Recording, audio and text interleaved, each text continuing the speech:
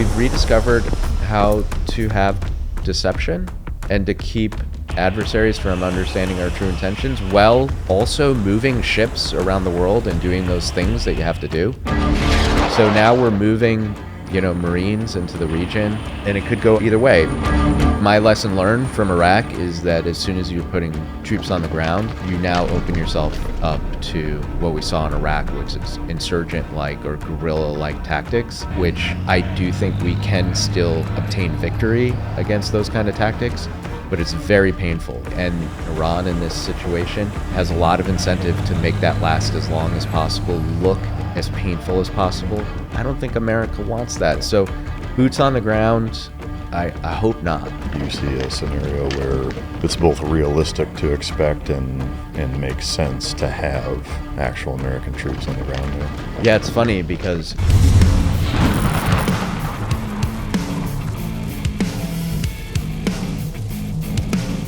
I have 4 dogs, and they've eaten all types of different food, and we recently found Team Dog, I believe this spring. So we've been on it for a year. Seeger was on it first, and Tiller was on it, and then we put the Goldens on it. And I mean, all the dogs eat less food. The dogs' coats are way better. Everything about Team Dog is, I'm very impressed. My dog trainer, Justin Allen, he uses it on all 60 dogs that are there for training. He's tried every single food in the game too, and they just stay super healthy on this Team Dog. Ladies and gentlemen, as always, it's both an honor and a pleasure to welcome my next guest to the podcast. He served with the Department of Defense in Iraq, Asia, and Africa, Senior Intelligence Official and Chief Tech Officer for National Geospatial Intelligence Agency.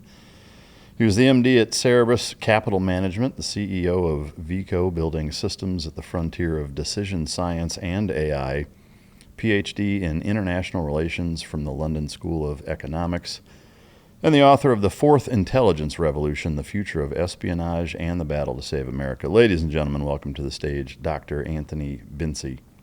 Hey, thanks for having me. Appreciate it. Yeah, thanks for coming, man. I've been looking forward to this for a long time, especially with, just obviously the last few weeks with everything going on in Iran, but also just, the last couple of years of the AI boom and so many of the things you've been involved with are super relevant to what I think is on most people's minds right now. So I appreciate you taking the time to come here and share your story and answer a bunch of questions because I know I and a lot of the listeners have them. What's the last book that you've read that you would recommend to somebody? I've been reading a book called Furious Minds, which is about the political philosophy history of the right in America, which I have found fascinating to really understand where some of this thinking has come from. I don't agree with everything in it. I don't disagree with everything in it. I think that's why it's sort of challenging and interesting. Yeah. Right? And I think a lot of people, like myself included, we're sort of looking at what's happening in the nation and confused, have questions. It doesn't matter even which side of the political spectrum you're on. I think everybody has these questions now. And I think something special is happening right now, which is we're questioning everything about how our country should be run on all sides. And this author put this book together that kind of gives you one of the side's views and how it evolved. And I found that incredibly helpful because now I can put the pieces together. Okay, this is where the thinking of J.D. Vance came from, right? This is where, some of what, Stephen Miller thinks came from. And it helps me understand what's going on in politics. Is there a kind of a singularity that was the catalyst that kind of was that light bulb for you, or is it a lot of different things? Where things come from and your realization that the book is communicating that it makes you understand. Is it multi-layered where there's a lot of things, or is there one thing you can point to that is that catalyst? Look, I guess I'm like an intelligence officer, right? I'm looking at, just like I look at when I was in the IC and I was a case officer and I'm looking at the politics of some foreign country.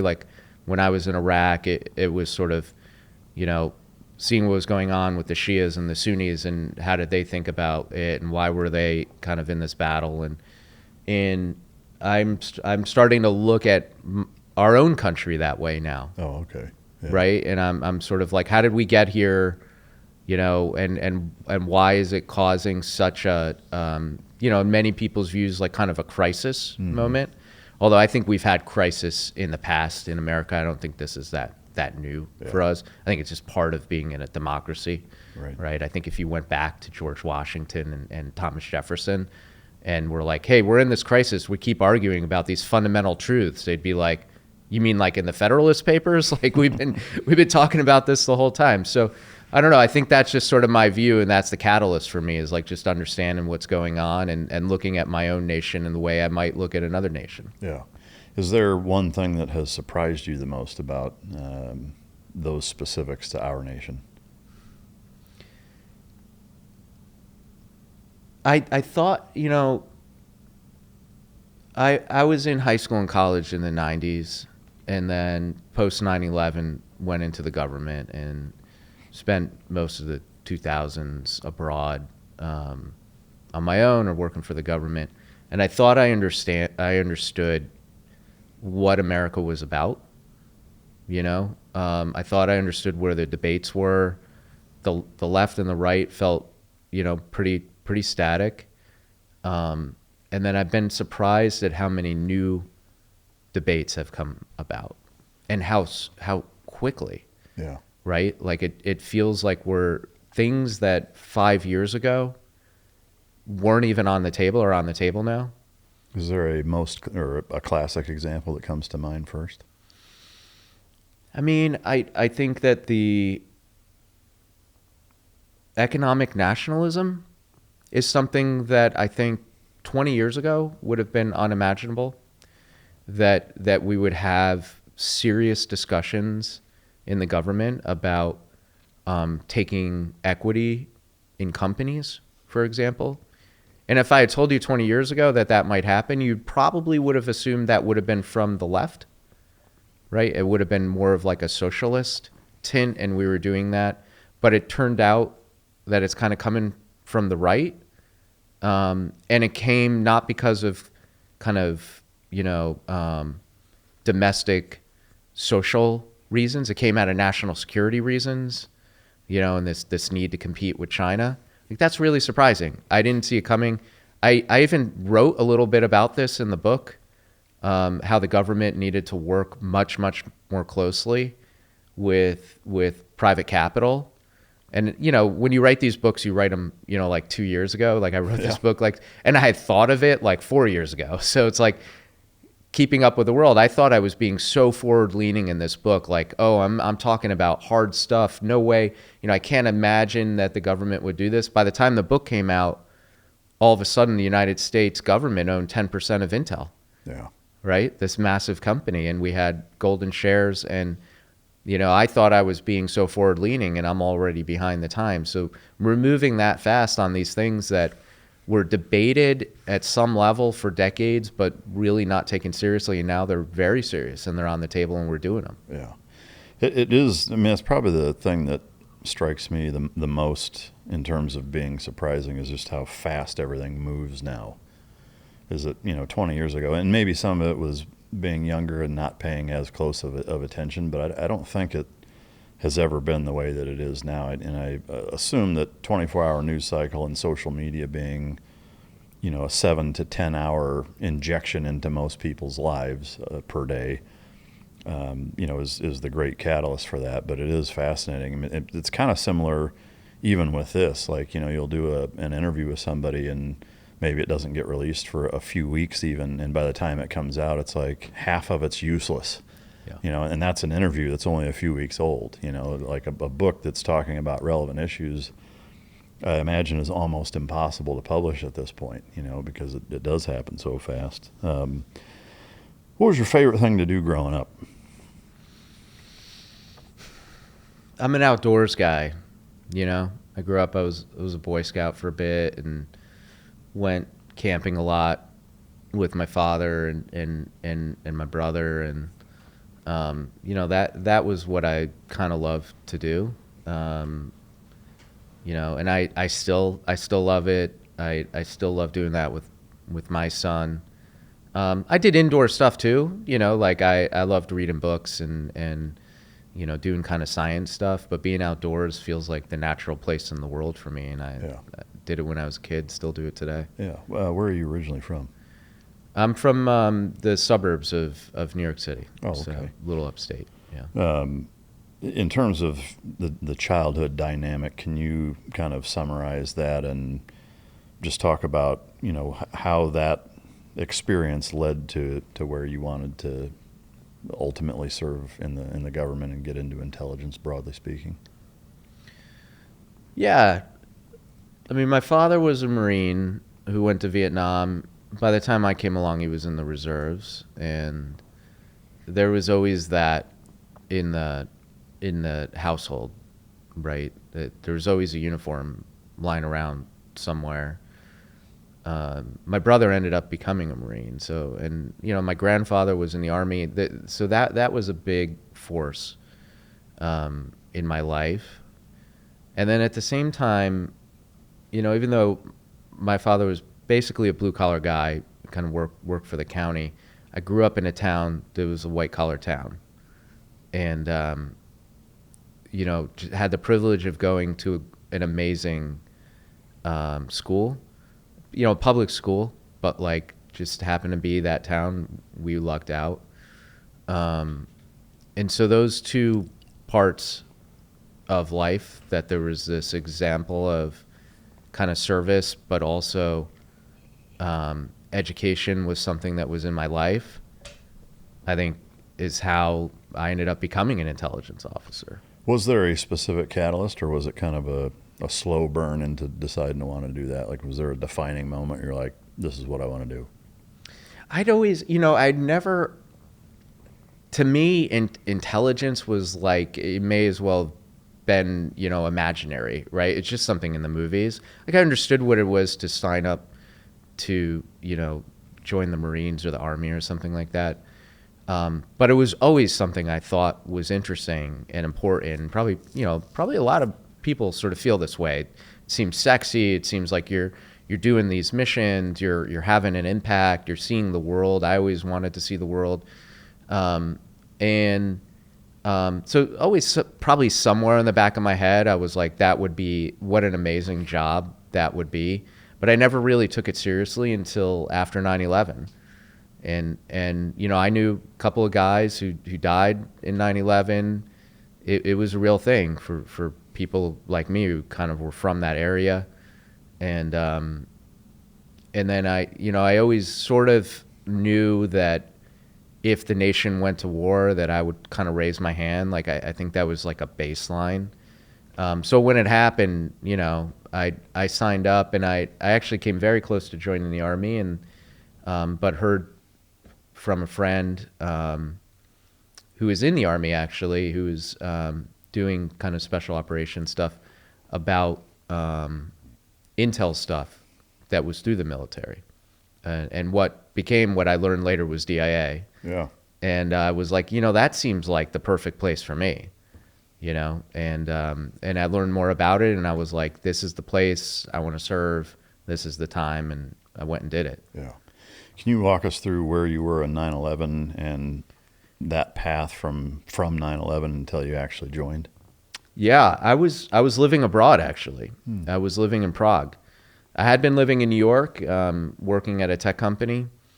And then this is like the last tech boom, and I moved. I knew I wanted to live abroad. I had studied abroad, and so I moved to Prague and was working at an organization called Transitions. We trained journalists in the former Soviet countries and in the Balkans, and I worked on some of the tech stuff with them. And 9/11 happened there, and it was, it was an intense experience. I mean, I was literally like calling people that I knew who worked in the city and so forth. And then from there, I was like, I want to do this. And I didn't know, like I said, I didn't really even know how to do that. And so it took a little while and of me figuring out how to get into that world. And then from there, you've got to get a security clearance. Like these are hard jobs to get. And so it took a few years to actually EOD. I imagine, especially with doing that right before you joined, like working with former Russian journalists probably was, maybe complicates the polygraph a little bit. I don't know, maybe it doesn't, but I would imagine it would. It really did. I mean, because I had also, gone to grad school. I had traveled. I was in Syria, Lebanon, like all these places. Yeah. So there was a lot of countries to report, and they take that stuff seriously. Yeah, Yeah. I imagine. Being in Prague was the gravity and the weight and the kind of the overall feeling. Did it seem like? I mean, I know you weren't here in the United States, but what it was like here versus there. You can't compare something you didn't experience. But did it seem like there it was close to as heavy as here? Like, did it seem to impact them in a similar way? They definitely felt solidarity. When you go, especially that time, this is 25 years ago, when you'd go to Eastern Europe at that time, they knew who helped them get away from the Soviets. They felt a real sense of solidarity with Americans. This wasn't, France or Spain or something where they always had a democracy. They realized that America won the Cold War for them, and they no longer had to speak Russian. Like, it's that stark for them.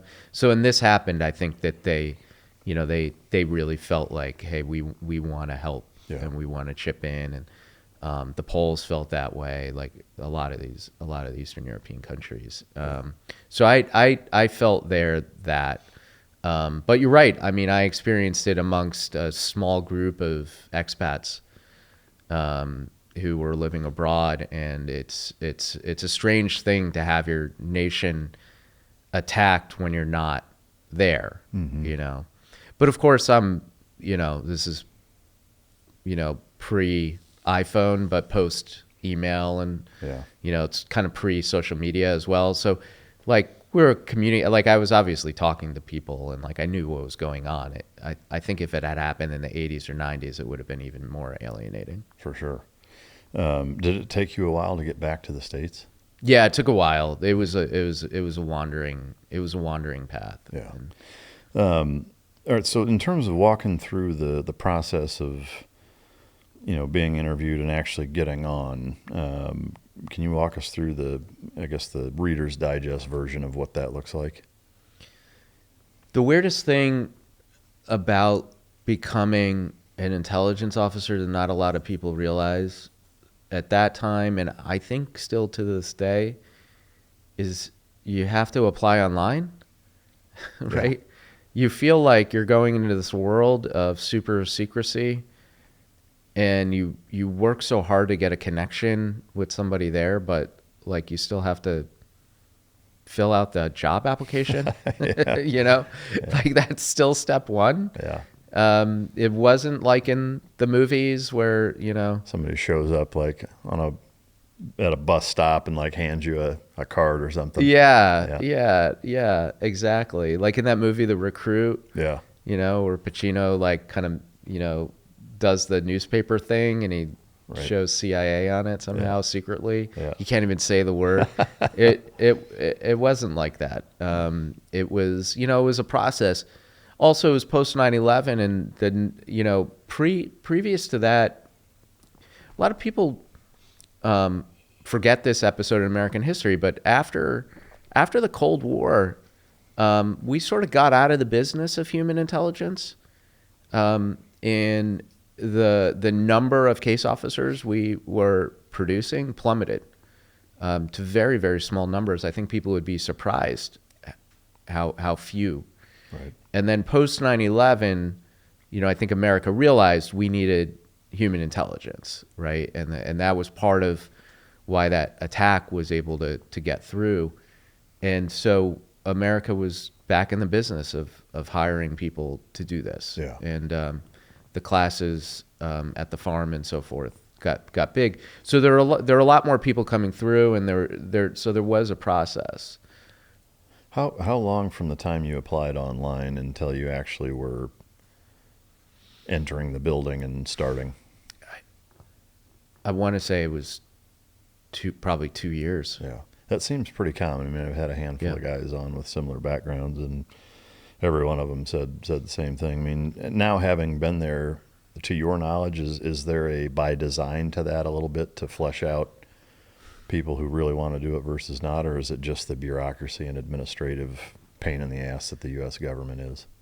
I don't know that it's explicitly by design, like that there's an HR person who's like, we should do that this way. But I do think what you just said there is right, which is they are very much assessing, do you want to do this job? Right. Like, and it's a hard job. It can seem so cool until you go do it for years and realize that, just you alone or you and a small group of people abroad for long periods of time, away from family. The divorce rate is like through the roof, like, everything that could be hard. It's not as sexy as it seems like in the movies, SEAL teams are the exact same way. Yeah. The Yeah. 15% of the job is the brochure, and the rest of it is shit that nobody would want to do. Yeah, exactly. Yeah. Like nobody tells you that after the operation you have to actually write it up. Yeah. Like that you're sort of sitting in an office for a while, and you have to save your receipts. You're like, wait, I just went and did this really hard thing for the country, and I forgot to get a receipt, so now you're not going to pay me back. No, I think it is a hard job, and I think they want to make sure that it's people who are fully dedicated. You got to be all in. Right. And in fact, when I was signing up, because I had a grad degree, and they sort of wanted me to go down the analyst track. They're like, oh, you already you did this international relations degree. It's obvious you should be an analyst. And I was like, no, like I want to be in the field. And I actually interviewed with the chief of staff, and who I happened to meet through a mutual friend. And I had to convince him. Like he wanted to be like, are you sure? And I'm like, no, I'm fully sure. I'm in fact only signing up because I want to be boots on the ground.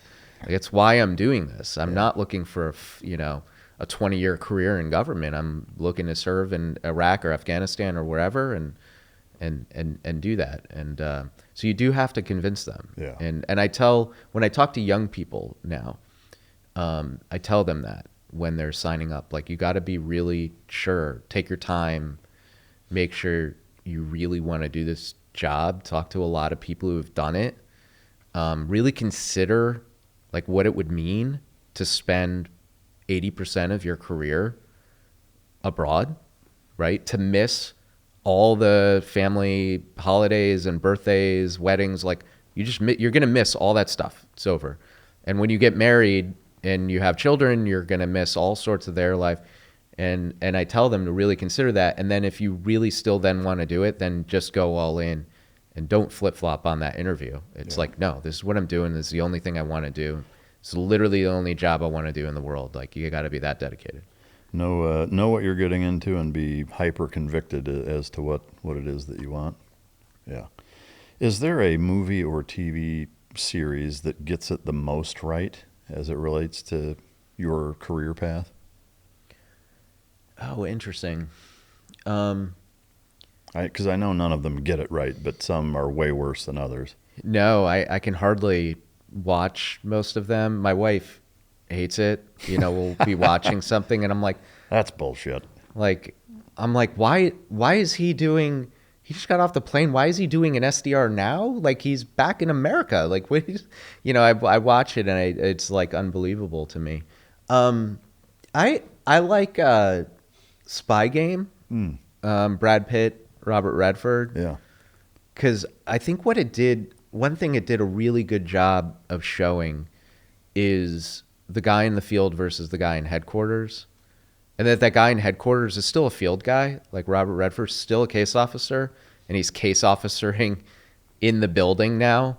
Yeah. And that there are people like that who still feel that sense of mission, even though they're kind of in an office job now.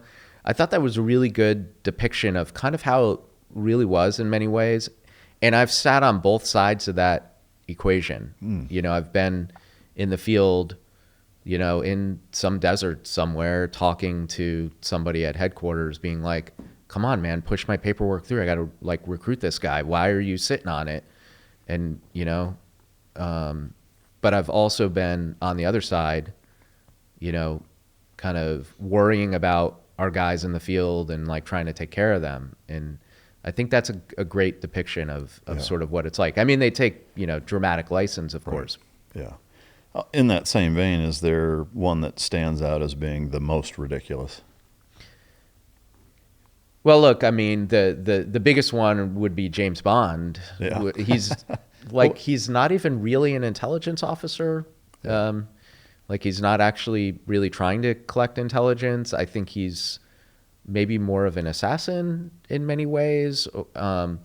Also, that it makes this business feel like something that is all on one person, which it's not. Like, I mean, yes, you might be the one person at the meeting, but you're just the tip of the spear of a whole bunch of people doing really important things. And it's not just like one guy making some tech for you and giving it to you when you walk out the door.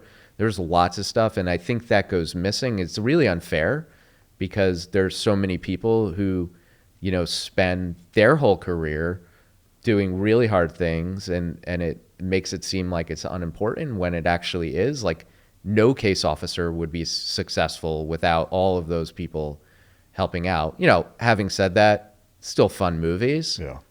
I imagine James Bond, the Bourne series, Mission Impossible is all kind of the same category of ridiculous. Yeah. What about, like, say, Homeland? Have you watched any of that? I didn't watch. I didn't watch any.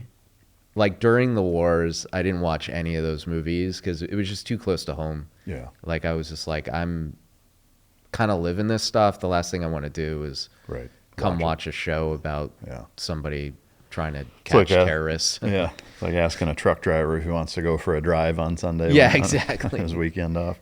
Yeah. But the one thing, I mean, I have watched that, and the one thing I will say that it seems that I was impressed with, I guess, is kind of the contextual accuracy of what they're talking about. You know, the names and the organizations and kind of the countries involved and what they're doing all seemed very believable and pretty accurate. I mean, a lot of even the names used and stuff. Obviously, the kind of hands-on stuff is, you know, Hollywood liberties being taken. That's just absurd. But yeah, I'm always fascinated by that because I do think, you know, whether it's special operations, regular military, CIA, I mean, really any government job that gets portrayed in movies is such a huge catalyst for a lot of people deciding they want to do that. And then they show up and they're like, when do we get to, you know, scale the fucking wall and plant the bug and, you know, do these things that it's like, nah, you're probably never going to do that. But what can you tell us about the farm that maybe would surprise people or that maybe even surprised you?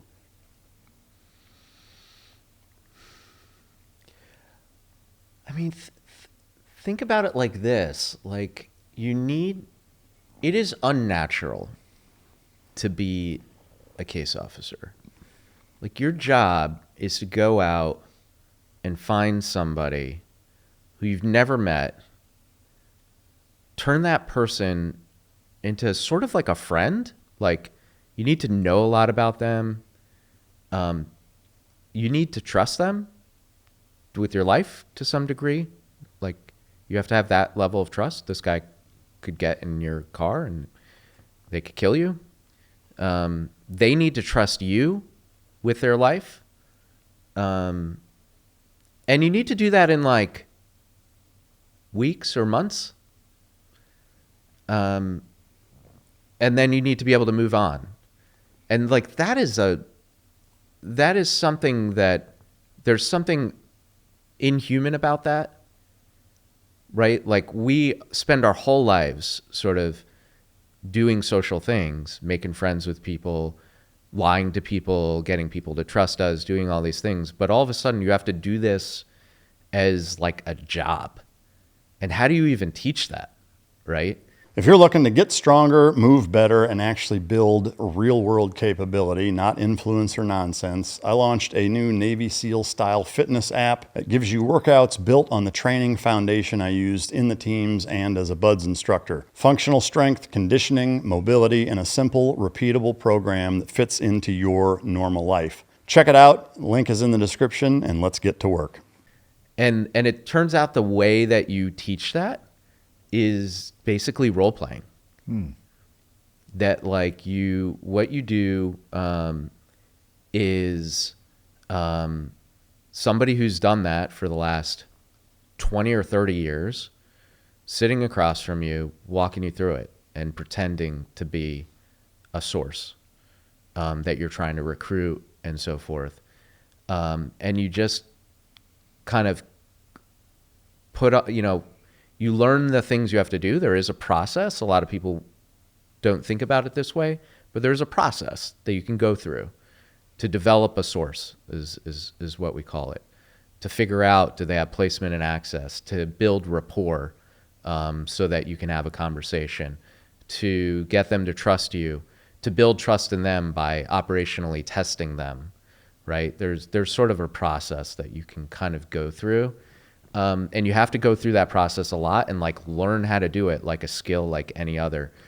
And that I think, I see it in movies here and there. They'll touch on it. Like you watch like a movie like The Recruit or something like this that tells those stories. And you'll kind of see it, but it's hard to like really comprehend what that really means. Yeah. I think a lot of people think like spy school, like quote unquote, is going to be all, I'll just teach you to lie, and then I'm going to teach you, how to use a silencer or something. Like they think it's going to be like that, but really what it is probably more like what you would imagine learning to be a psychologist or a sales associate is like. Yeah. Like, how do I build trust with people? How do I understand these people? And then how, frankly, do I manipulate them over time? Right. Was that something that for you, it felt like you picked it up fairly quick, or that it came naturally? I know just like with everything, some people are better at it than others right out of the gate. But for you personally, was it something you struggled with, or did you seem to pick it up quick?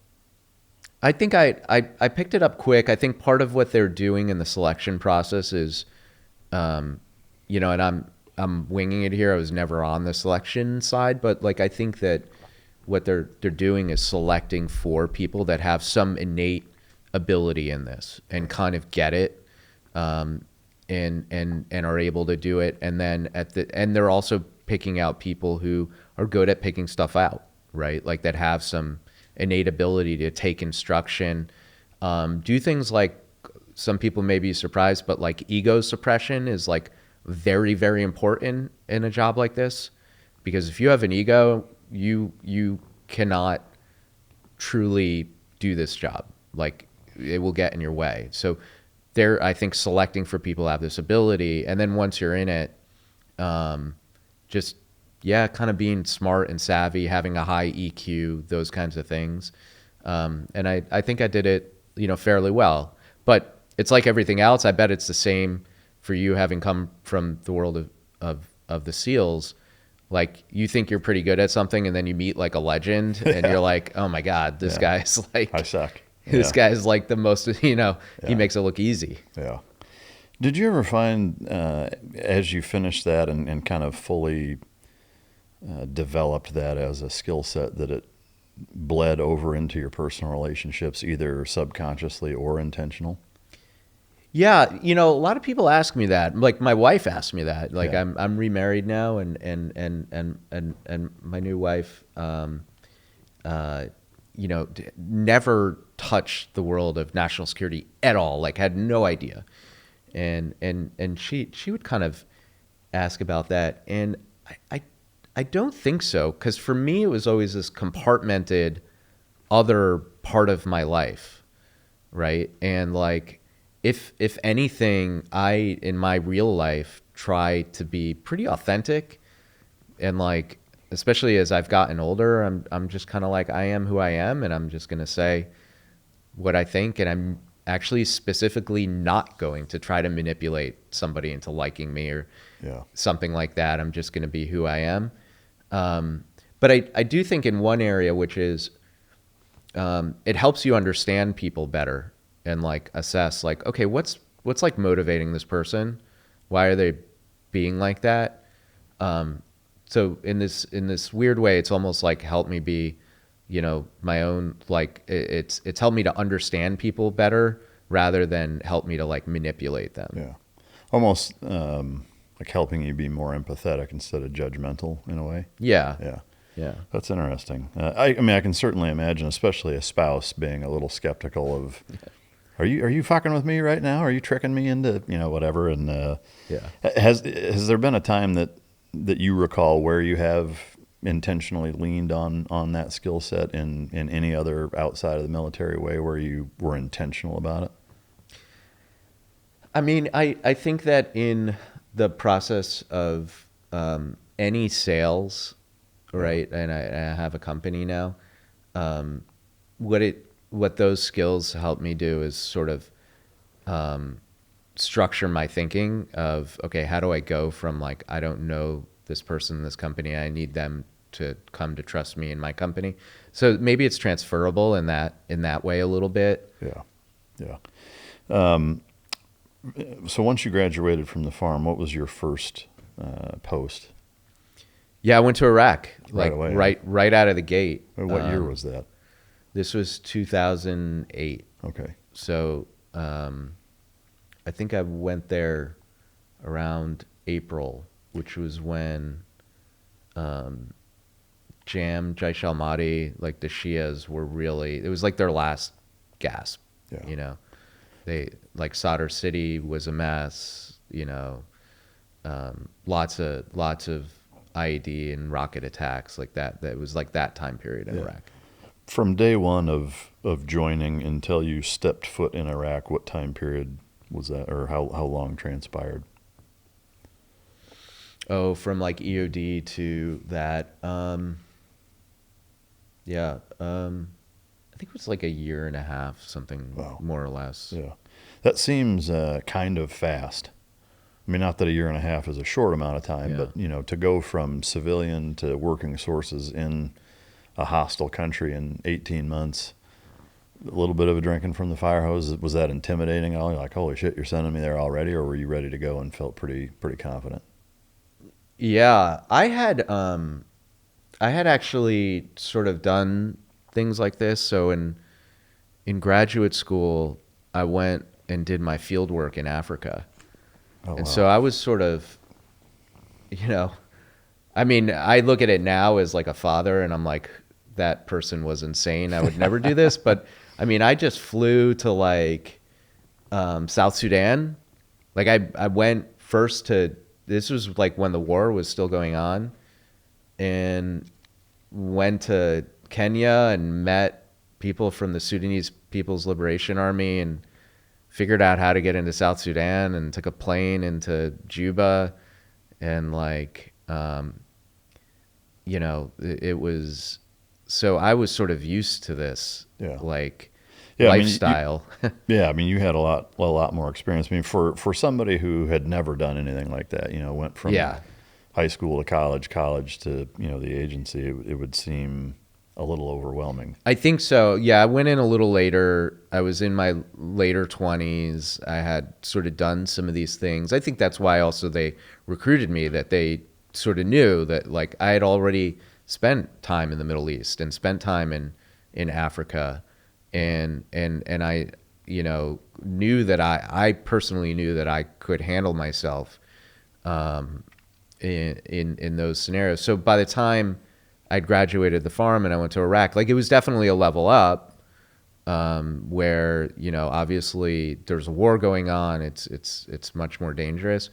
But I also think that there's something in my brain, and I've seen it with other people who do this job, where it's not just that like it's okay for you to be in these places, but you like almost thrive.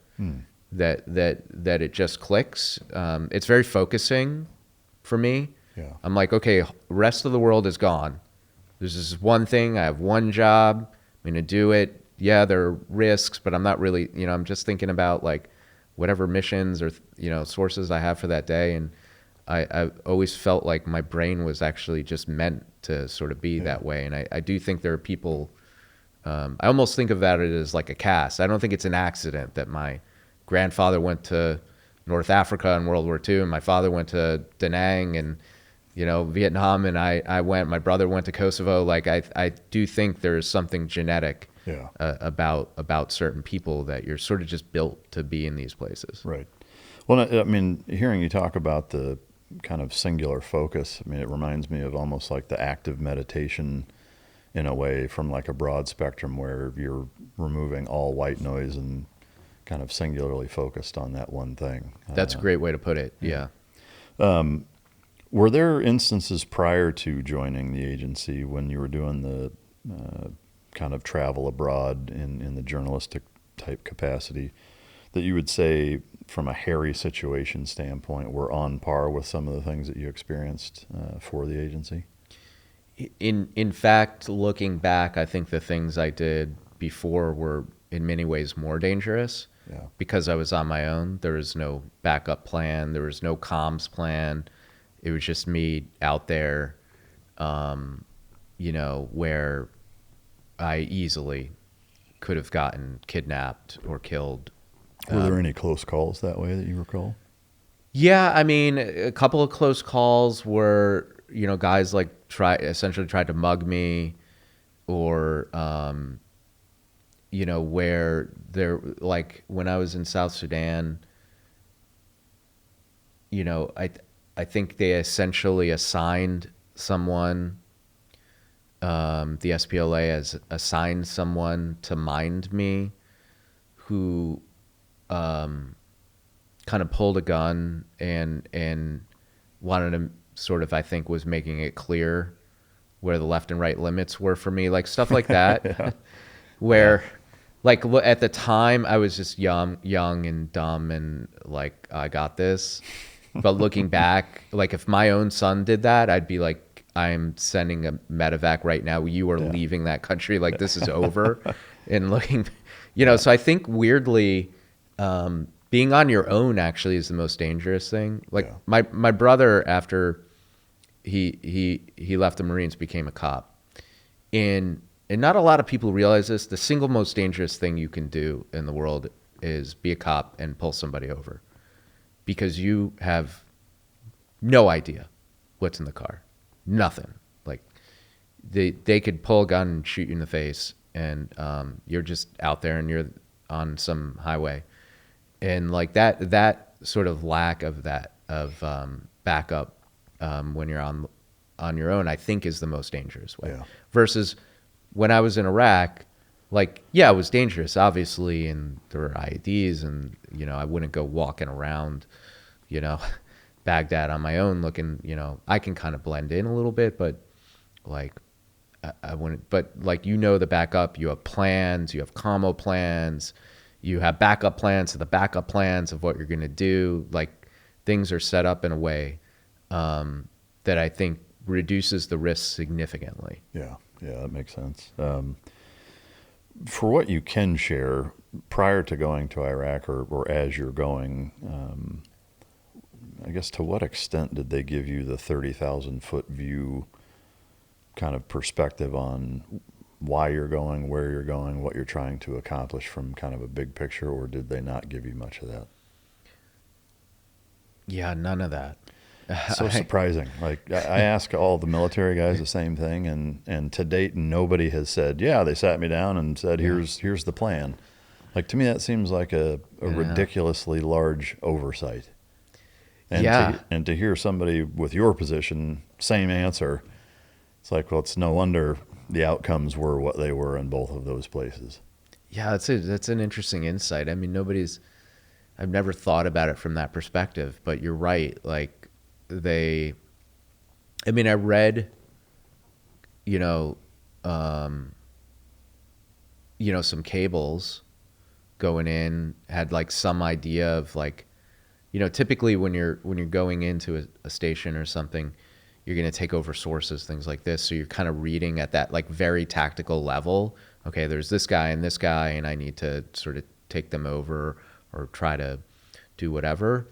But from that 30,000 foot view, like I didn't know what was going on Red side. You know, like I said before, like I came to understand that, you know, there by that phase of the war that Jaish al-Mahdi was doing some things and some things were happening in Sadr City, and, you know, that the Sunnis had been kind of consolidated as the Sons of Iraq. And I came later in life to understand what had gone on blue side, like what we were trying to do in the war by that point. But I had no idea at that time in my life. Yeah. I just knew that I was just going there and I would be assigned to some cases, and I would just very tactically focus. But I was, you know, an entry level case officer. It'd be the equivalent of being like a private, you know, like I'm being told what to do. I'm not telling people what to do. I mean, to me, the kind of almost ridiculous, I don't know if you'd call it an irony, but just, you know, it's a lesson that I've learned in business, really, you know, which is weird that they have that figured out. And maybe it's because there is a bottom line and numbers matter, and you've got to be able to prove productivity or your job goes away. Whereas everything in the military, it's not that way. You know, you're getting paid either way and get shuffled around if you suck at your job or whatever. But, you know, to me, it's like whether you're the guy making the fries or managing the people making the fries or managing the region of the Chick-fil-A's or whatever, is that everybody should know, you know, where we're trying to go. You know, if you want to use the analogy of being on a boat, like everybody should know where we're trying to go. If nobody knows that, it's going to be way harder to get there. And I'm baffled at how poor of a job the military and U.S. government do at that. It's the, you know, the whole need to know thing. And it's like, I think you'd have a way bigger buy-in, you know, A, buy-in, and B, it'd be far more productive and effective if people really understood the big picture of how this little piece fits into the puzzle to make the whole thing work. Yeah. I think you're right. And the intelligence community in particular is so compartmented, like at a literal level. Like I, as a case officer, rarely spoke to an analyst or an S&T person or, you know, people outside of my kind of job world. And it's also completely compartmented away from the military side, like what's going on with military operations and things like that. Like I really, unless it was something very tactical, like, hey, you can't operate in this part of the city today because there's going to be, you know, a military operation. And I had really no idea what was going on. So that compartmentalization is huge. But also there's feels like something even more fundamental, which is when you're in these jobs, and I'm curious if it was the same for you in the military, you really are kind of like a cog in a machine. 1,000%. Yeah. And you're just doing your little piece, and the idea is that somebody way up higher in the machine actually knows what's going on. And it felt like that to me then. And what was interesting, when I later on came back as a senior intelligence officer, I saw the whole machine and had its completely different view. Yeah.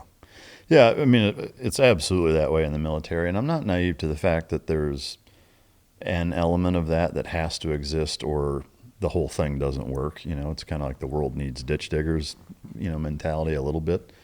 If you've got every single guy from the top to the very bottom questioning every decision and needing to know why are we doing this and whatever, like that's not efficient or effective either. But I think a broad stroke of understanding would go a long way, you know, for all facets of the government and military when conducting operations. But so with that, I guess, you know, was there a point where it started to make sense for you prior to the upper level management or leadership, or at what point was it that you kind of seemed to figure it out. Figure out what was going on in Iraq. Or felt like you knew what was going on. I feel like I'm still in that journey. Still don't know what happened. I've not done the thing that I have seen previous generations who have served in wars do, which is kind of dig in to the history, you know, like where you're reading those history books. I've not done I've not read like a full Iraq history book.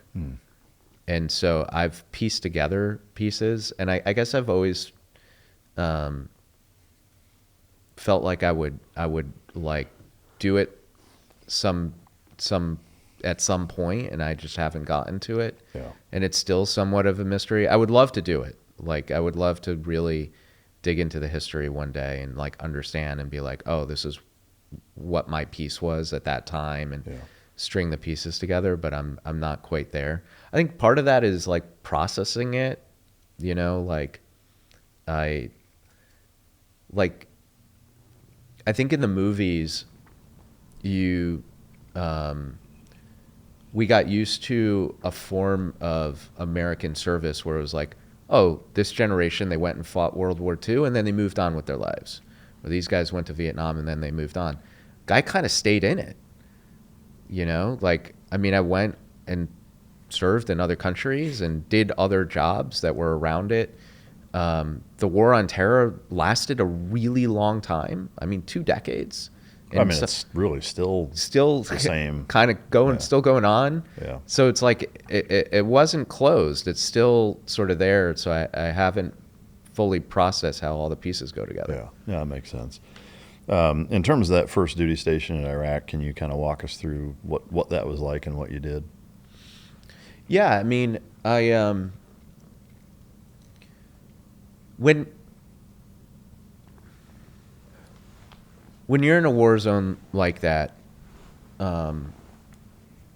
there are guys at the truly tactical level who need intelligence, right? And like I worked with some Marines while I was there, and they had tactical intel guys, and they're literally trying to figure out like where is the bad guys in this neighborhood, right? So that we can go find them and do what we have to do with them. But there's still also a more strategic level to intelligence, right? Like you still want to win the war. It's not just about like, how do we take this particular neighborhood? It's like, is this, a group of people who's loyal to this sheikh, going to cooperate with us? Is this, there was a government, there was an Iraqi government. Are they infiltrated? What are they thinking? These sort of strategic questions still arose. And that's sort of what guys like me were there for, right? It's not the truly super tactical, but a level up. And so what we would do is look for people who had good placement and access that was necessary to understand kind of the strategic picture in Baghdad or in the whole country. And that could be anything. What's going on in the government, what's going on in some of the big insurgent groups, what's going on with the Iranians, right? Which I think a lot of Americans who are not in Iraq like don't realize, like this conflict with Iran that we're in goes back a long ways. Mm-hmm. There's some bad blood. A lot of Americans, lost their lives to somebody who was given a weapon by an Iranian at some point. Yeah, I mean, for me, it's like we're about 20 years late on. We should have done this, in 06 when there was verifiable proof that they were killing hundreds, if not more, American soldiers with their EFPs, and to do it now, I mean, we'll get into that, but is there an extent to which you can share kind of how you would approach, like you land in Baghdad or wherever in Iraq and you say, okay, I need to start working sources. I know a fair bit of that is not something you can or want to share, but to whatever extent you can. Yeah. I can hit it at kind of a high level, which is this. Okay, we have intelligence requirements Like, we want to know about this group or this, insurgent, and maybe know where he's located, something like that. We have to go find a source. And there are different ways you can do that initial targeting. It's called in the intelligence industry, and there are people who specialize in that. That was kind of one of the new things that came out of the war on terror, was turning that initial process of targeting into its own job. And there are people who are targeters, and that's what they do, is like find those people. And then once they're found, then it's sending somebody like me, a case officer, to develop that person as a source. Figure out, do they have placement and access? Can I, like I was saying before, can I get them to trust me? Can I get this person to give me information that could endanger him, right? In some ways, they're committing treason on their own people, and building that relationship, and then collecting information from them, right? Getting them to go and wherever their placement and access is, collect that information. Maybe that's literal, like you see in the movies. Go steal these documents, right? Or listen in on this conversation and then come report it back to me. I mean, it's that's what human intelligence is really all about. And then you're meeting them and you're debriefing them to get that information, and then tasking them on that next set of requirements. And this is kind of a cycle, and you do it every time, and you're meeting with them regularly. And in a war zone, as you might imagine, you're doing that a lot. Mm-hmm. I mean, you're just continuously running sources in that way all day, every day. What would you say the biggest key to getting somebody in that type of context and environment to trust you is? Yeah. A lot of people see in the movies, there's that scene where they hand over like a suitcase of cash or something. Cash means a lot to people, but when you're risking your life, most people are not going to risk their life for cash. That's like, okay, unless you need it for a very specific thing, like your child is going to die without medical care or something. But even then, it's not about the cash, it's about something else. Right. And usually it's about family. They want their family, especially in a war zone, they want their family to be safer. Maybe it's immediately, so they need to get them out, or maybe it's in the long run, right? That they want to help end the war. And that is the best way, in my view, and I think in probably most intelligence officers' view, to get someone to help. And I truly thought about it that way. I mean, like, my goal wasn't to like make Iraq worse. My goal was to help, kind of end this war, to end, continuous bombing and missile attacks, ultimately to get Iraq to a place where it was stable and America could leave, right? And making that connection and making them understand, like, we're actually kind of have the same goal, mm-hmm. and we're trying to do the same thing. That's the way to get someone to work with you, and I would say most sources would have seen it that way as well. Right. A similar kind of movie scenario that you see often is that ask, or that that bid for safety. Hey, before I tell you anything, I want my family on a plane to Colorado, or whatever. And the what seems like kind of the common response is, no, you got to give me a bunch of shit first before that we're even going to put that on the table. Is that realistic? Let me talk to you about something that doesn't get enough attention: sleep. When you're younger, you can grind on for 4 hours and power through, but in your 40s and 50s, that will catch up with you, and fast. Look, a lot of us going into this year, we're finally going to fix our sleep. But it's March now. That New Year energy is worn off for most people, and if you're still waking up groggy and dragging through the day, something has got to change. Beam sent me their dream powder to try and give my honest take. This thing has become a non-negotiable in my routine. I wasn't looking to get knocked out. I didn't want to stay that heavy, drugged feeling the next morning. I just wanted real restorative sleep. and Dream delivers that. It's made with a blend of all natural ingredients: reishi, magnesium, L-theanine, apigenin, and melatonin. The chocolate peanut butter flavor that they sent me tastes like hot cocoa before bed, and I got to tell you, I actually look forward to it. Since I started using it, I'm sleeping all the way through the night, waking up sharp, more present with the family, and actually getting to the gym like I said I would. Beam has improved over 28 million nights of sleep across this country, and it's made right here in America. So if you've been waiting for the right time to try Dream, this is it. They're offering my listeners an exclusive discount. Go to shopbeam.com/micdrop and use the code MicDrop. It's all caps, all one word. You're going to get my exclusive offer for up to 40% off Beam's Dream Powder. This is the best discount Beam gives out, so tell your friends as well. Even if they don't listen to the show, if they want to fix their sleep, they've got to try Beam. So remember, go to shopbeam.com/micdrop and use the code MicDrop. With my code MicDrop, you can get Dream for up to 40% off. Try it today. Well, look, I think if you are already down that road, that it is like a transactional relationship, like you've probably not developed your source as well as you should have, right? Mm-hmm. Like this is the subtlety of what it is to be good at these kinds of things, right? It's again, hey, we're here to try to end this war together, right? That kind of conversation. And that's not like, no, it's not about you leaving immediately. It's like, how do we end this war together? But I guess like if you get my family out of here, then I'll go full mole for you or whatever, but you got to get them out first, that kind of arrangement. Yeah.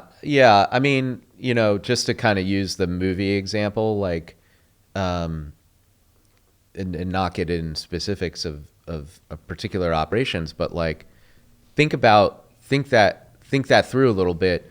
Why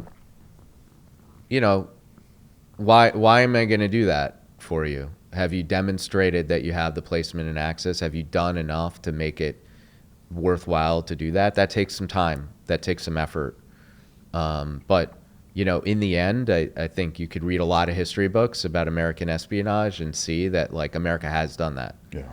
Where somebody has collected some information or done something like so important that we do get the family out. You can look at that historically. Yeah. I would imagine that there is an element too that's counterproductive, where if they're embedded to a degree with that, information and access, and now all of a sudden their family is gone, that's going to throw a few flags up that's going to draw a ton of attention. Sure. and going to make it seem like you're probably doing that, I assume. Yeah. The first post that you had in Iraq doing what you just mentioned, how long were you there for doing that? I think like 8 months. 8 months. Yeah. Was that the only time you were in Iraq, or did you rotate back in? No, I didn't rotate back in. Since we're on Iraq, I'd love to kind of cover it now as the looking back. I know you haven't done the deep dive historically, but if you look at it from America's perspective and your involvement in it, or our collective involvement, and you think, 2003 to where we sit today, not just the country of Iraq, everything that took place, the toll it took on America, but also the region. Do you look at Iraq as a complete mistake, or do you think, like, to go do it again, you're in Bush's seat, do you do it again? No, I don't think I would have done it again. I think Afghanistan was much more justifiable, made sense. I think, I think we should have gotten out of Afghanistan after bin Laden, after 2011, and started the process then of leaving. But that felt like necessary. Looking back at Iraq, it's hard to justify the amount of casualties, the cost, for both America and the Iraqis, and our place in the world. Hard to justify it purely from a perspective of like looking at it from grand strategy as a nation. What's the best way to secure America? Did it make America more secure? Probably not. Was Saddam Hussein and his sons an evil person? Were they evil people? Absolutely. Terrible person. and his sons were like even worse. And if they took over that country, these guys were psychopaths, and who knows what they would have done. But there are lots of terrible people in the world who run countries right now. And so, no, I probably wouldn't have made the call. Yeah. I'm also curious in that same kind of vein, from a broader regional standpoint. One thing that I don't think really you hear much about, which is kind of the vacuum that was created in us doing that, specifically as it relates to Iran, and we're seeing it unfold as we speak, in that kind of unintended consequence of removing Saddam and tying that country up to where now Iran has no issue with it, whereas historically for decades they did. They were contentious, a big thorn in each other's side, kind of kept them busy, for lack of better terms. And I'm curious, from you're way more in the weeds with this than I ever was, but when I look at kind of the correlation of the early 2000s, the influence that Iran took with Hamas, Hezbollah, Houthis, really everywhere in the region, both internally as well as their proxies, has exploded since then. And I don't think it probably would have had we not gone into Iraq and had done what we've done. Do you have a perspective on that's shared, or what do you think? Is that oversimplifying it? Here's the hard part, in my view, about kind of, call it international relations and the balance of power, right? It's this unending game, right? Like, there was this Iran-Iraq balance in the 80s, and they had a war, and they kind of kept both of themselves weaker. That shifted in the 90s as the war ended, and then shifted again after 9/11 when we created the power vacuum, like you said, and Iran now could try to disrupt us directly. And it's shifting now again. It seems like it's almost become, for a while there, it was becoming kind of Iran versus all the Sunni countries, which historically it kind of had been, against the Saudis and so forth, and Israel kind of playing in the mix. That just feels like the nature of geopolitics. It's always going to be like that. And the key thing, in my view, is when you have really good leadership, when you have great secretaries of state and presidents and national security councils, you're balancing all of those factors in your own favor, right? And the reality is we did keep Iran from having a nuclear weapon and have for a really long time.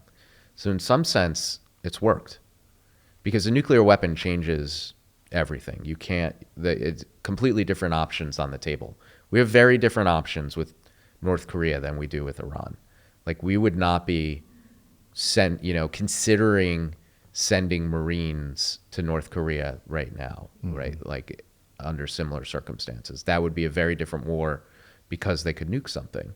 Right. Maybe they could nuke Hawaii or something, Yeah, right? or South Korea for sure. South Korea for sure. Yeah. And so, in some sense, it's kind of worked, hasn't it? Right?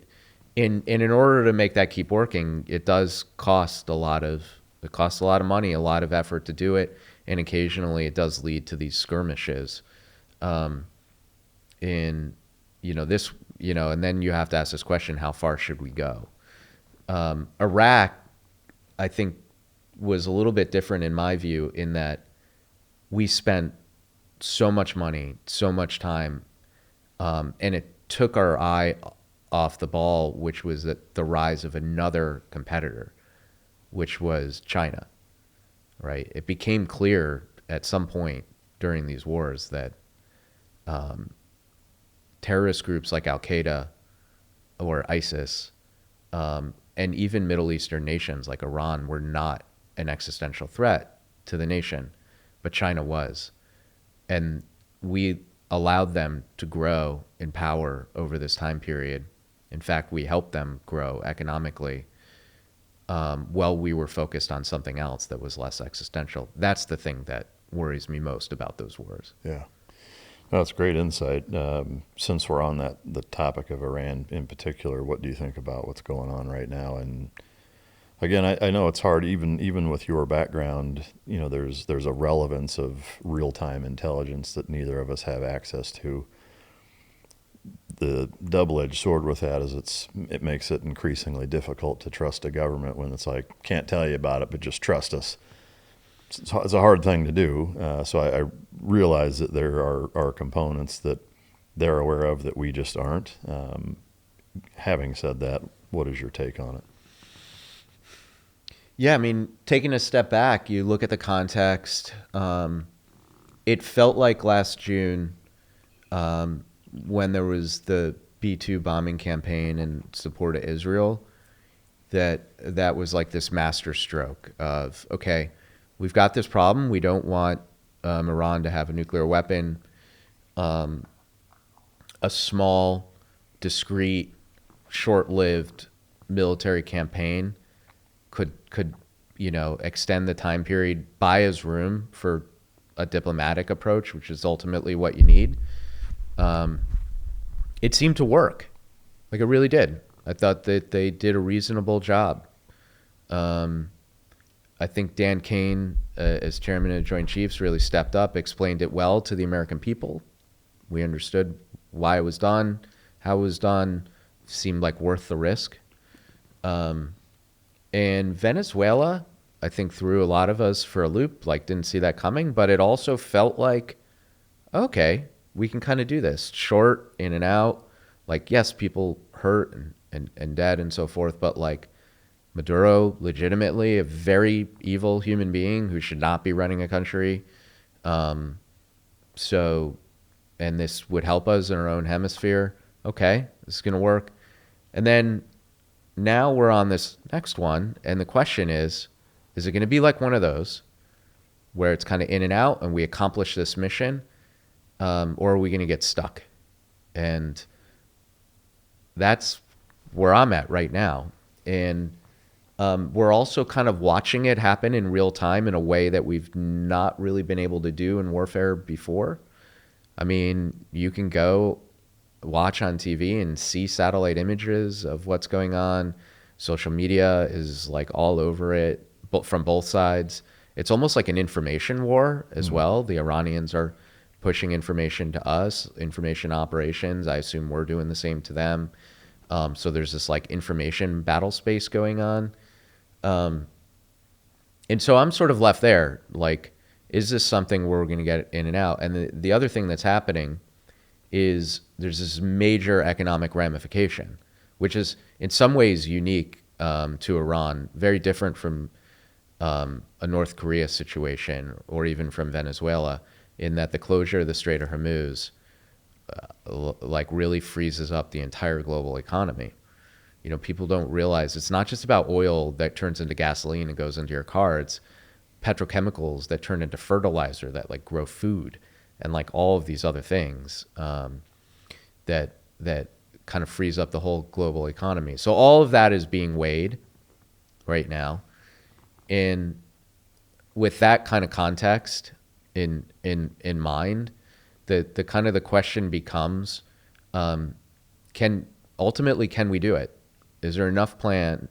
Is there enough capability to keep this short and swift and get the quote unquote win, which would be to shut down, from what we've heard from the president, kind of shut down their nuclear capability, to buy space and time to get a negotiated settlement, which might be a change in leadership from what we've sort of heard, or not.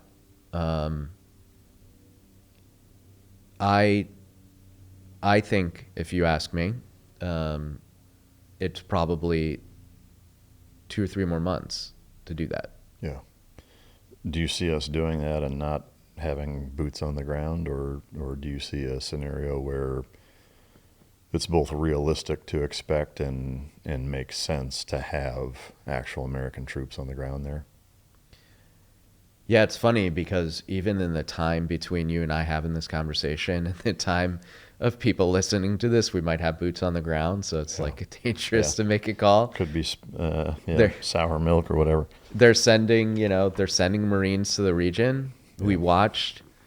You've got to kind of hand it to the Department of War at this point, in that we've rediscovered how to have deception and to keep adversaries from understanding our true intentions, while also moving ships around the world and doing those things that you have to do.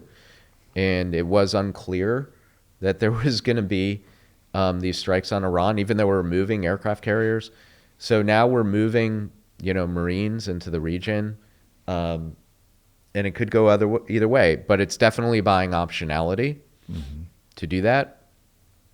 My lesson learned from Iraq is that as soon as you're putting troops on the ground, you now open yourself up to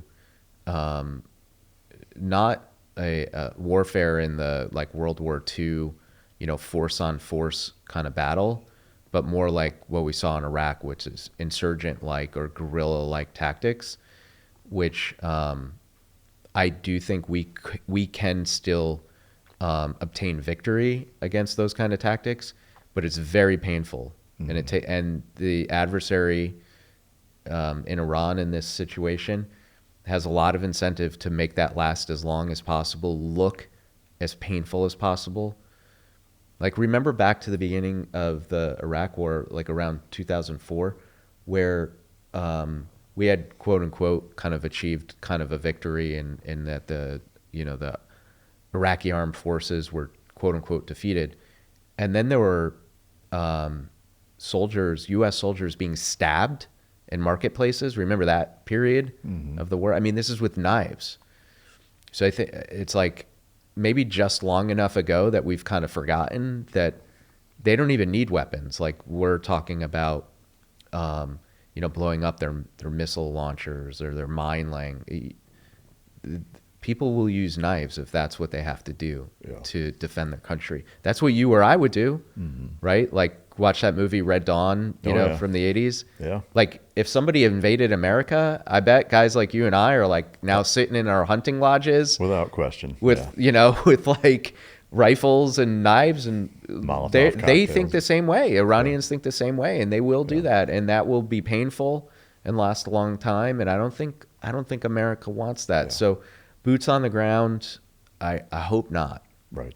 I'm right there with you. I mean, to me, I think this at least has the chance or ability to be vastly different from Iraq in a positive way, where it's focusing singularly on the objective, which is, at least from my perspective, is preventing nuclear weapons and keeping the straits open where it can't be manipulated and fucked with nonstop. Those two things seem like they would be able to be accomplished without having massive amounts of American troops on the ground, or at least I would hope so. It remains to be seen. I do like to see some of the negotiations with using other countries to put pressure on them in terms of, getting resources in and out through there and what have you. But I mean, it's wild times for sure. I've seen a number of kind of sound bites, including, I believe it was Marco Rubio that mentioned something, and maybe this is one of those that was taken a little out of context, I'm not sure. But, hinting at Israel played an enormous role in essentially forcing our hand and getting involved how and when we did. Do you have a perspective on, A, if that's true, B, if it even makes sense? Yeah, I've seen those same reports, and I don't know enough to know, what goes on behind the scenes and what do people want. I mean, at one level, like, no, I don't think that Netanyahu called the president and said, move 2 aircraft carriers, into the region. I don't think the tail wags the dog like that, especially this administration. I think they have a view how the world should be run, and it's just hard for me to imagine that kind of so blatantly happening. But also at the same time, kind of the reality of geopolitics is you are looking at all the players making all the moves and sort of figuring out, is this the right time? Is this the wrong time? And, did they take it into account, like what Israel was wanting to do? I'm sure they did, but I don't know that triggered was causal to an American decision. Yeah, I mean, I guess the most kind of realistic version that I've heard was more along the lines of them saying, we're doing this whether you are with us or not, and so this is when we're going to do it. If you want to help us, great. If not, it's happening. And so our calculated risk at that point was, well, if they go this full scale, Iran is going to lump us in with it and start attacking. We've got so many forces so close and tons of civilians in a lot of the Gulf states. It's in our best interest to preemptively help them be as effective as quickly as possible to prevent, the worst case scenario from happening. Does that seem like a realistic cause for us doing it when we did? Because it seemed like it's right in the middle of negotiations, and just all of a sudden, like they've not even come to fruition, or the time hadn't even elapsed of what we were kind of saying we were going to dedicate to negotiating. Yeah, and in fact, the timing seems to be, the reporting I read at least, that they had intended, we had intended to attack actually the week before the Friday deadline, and there was like a weather issue or something along those lines, right? Yeah, again, I mean, it's like, we'll see in the history, somebody's going to write a history book and read all the classified documents.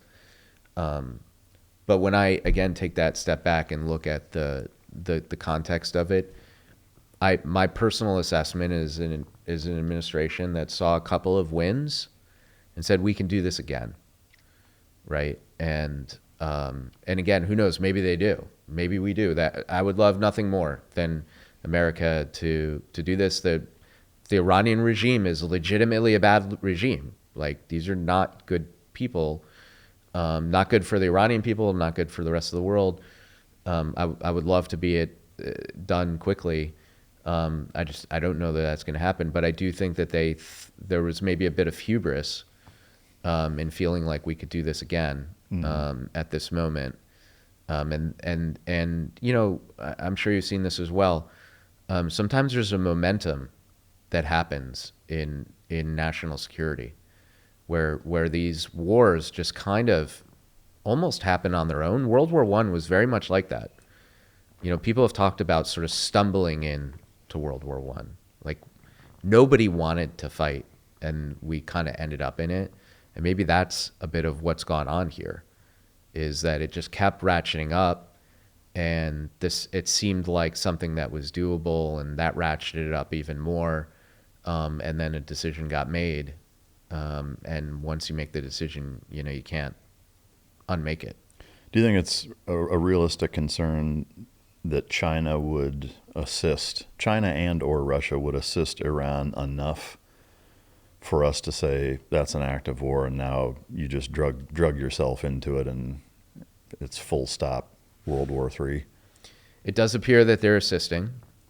I'm just reading public reporting on this, that Russia shared intelligence, and China seems to be supporting them, like some of the recent news stories I've read.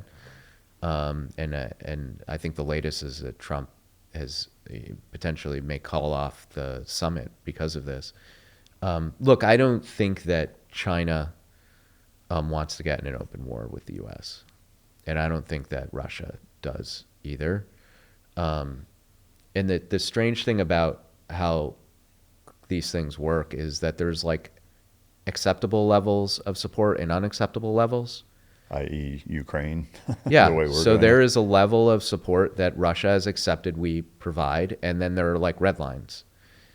And I wouldn't be surprised if Putin is looking at it as, okay, you're doing this there, I'm going to kind of do the same thing you're doing to me. Payback's a bitch. Payback's a bitch. And I'm going to keep it there. I'm not going to push it too far because I don't want to have a war with you.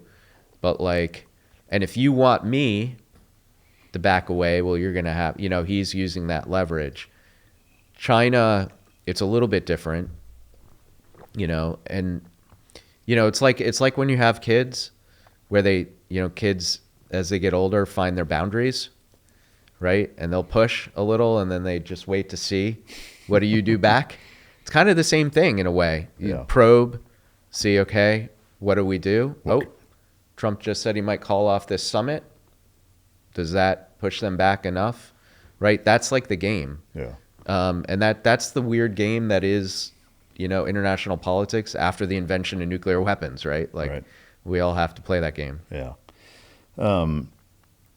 Going back to the Israel stuff, I'm curious, well, before we get into that, because it's kind of tied or potentially tied, do you think that the Epstein as a distraction or Iran as a distraction from the heat that the administration was taking on the Epstein file debacle not being released and just getting hammered from really all sides, do you think that it's realistic to question if that played a role in the timing?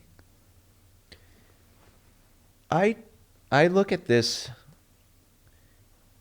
This is an exceptional administration in American history, right? Because you had a president who was president, skipped once, and now is president again, and had a lot of time to reflect and figure out what went wrong that first time. Why weren't we able to like execute on all these goals that are high-minded? Look, you can agree or disagree with what the Republican Party wants or what Donald Trump wants, but like they had views that they felt that the American people wanted and voted for them to execute on. And they had high-minded views. And, I would say, I think it's fair to look back and say not all of those things were executed the first time around. And they had time to think and then come back and say, how do we do it better this time? And my assessment, again, this is just purely my assessment, just from a like pragmatic standpoint, is that they're using a kind of flood the zone approach of lots of executive orders, lots of simultaneous big moves in American governance, in national security, in everything, in the government, and they're doing them swiftly and simultaneously, so multiple things happening at the same time. And every presidency has this issue where these scandals are going on. Like there were scandals going on with Reagan and with Bill Clinton and with everybody, right? And so they're trying to execute these policies while all these scandals are happening. And I think what this administration has tried to do strategically is to say, we're just going to keep pushing stuff out so that those scandals get overwhelmed and resistance to our policy gets overwhelmed. Yeah. And in this strange way, it's been successful. They've changed a lot. And again, we can get into whether you agree or disagree with the specific policies. But in terms of the tactics and the techniques, right? That's, I think, what they're doing. So no, I don't think it's like specific to Epstein. I think anything could have been going on. Like Epstein has been part of this president's story the whole time. It was part of it for him being elected. He wanted to release the Epstein files. He said it, right? And I think most Americans want, this to get dealt with because it was an incredible crime, and had built. It's more than just that it was a crime. It has built this distrust of business people and politicians in America, which is eating away at us. Mm-hmm. And we want to clean that up. And so, but that's been here the whole time. And that Iran just happens to overlap with that. I don't think it's necessarily connected. I think it's just part of how they're running the administration. Well, the one thing I would say that's confusing about, because I agree that, you got to be able to, if you want to call it walk and chew bubble gum at the same, you got to multitask and do a lot of things at once. maybe it's a coincidence, maybe it's not. The one thing that stands out as being a huge question mark or red flag for me, and I think most people, is, to your point, is he did run on being very pro, let's figure this out, let's go after them, they're going to be released, we're going to, find some revenge and payback and what have you. And then there was this very 180-degree flip of, we're still talking about this guy? It's a hoax. Fucking move on. And I think most people were looking around like, what?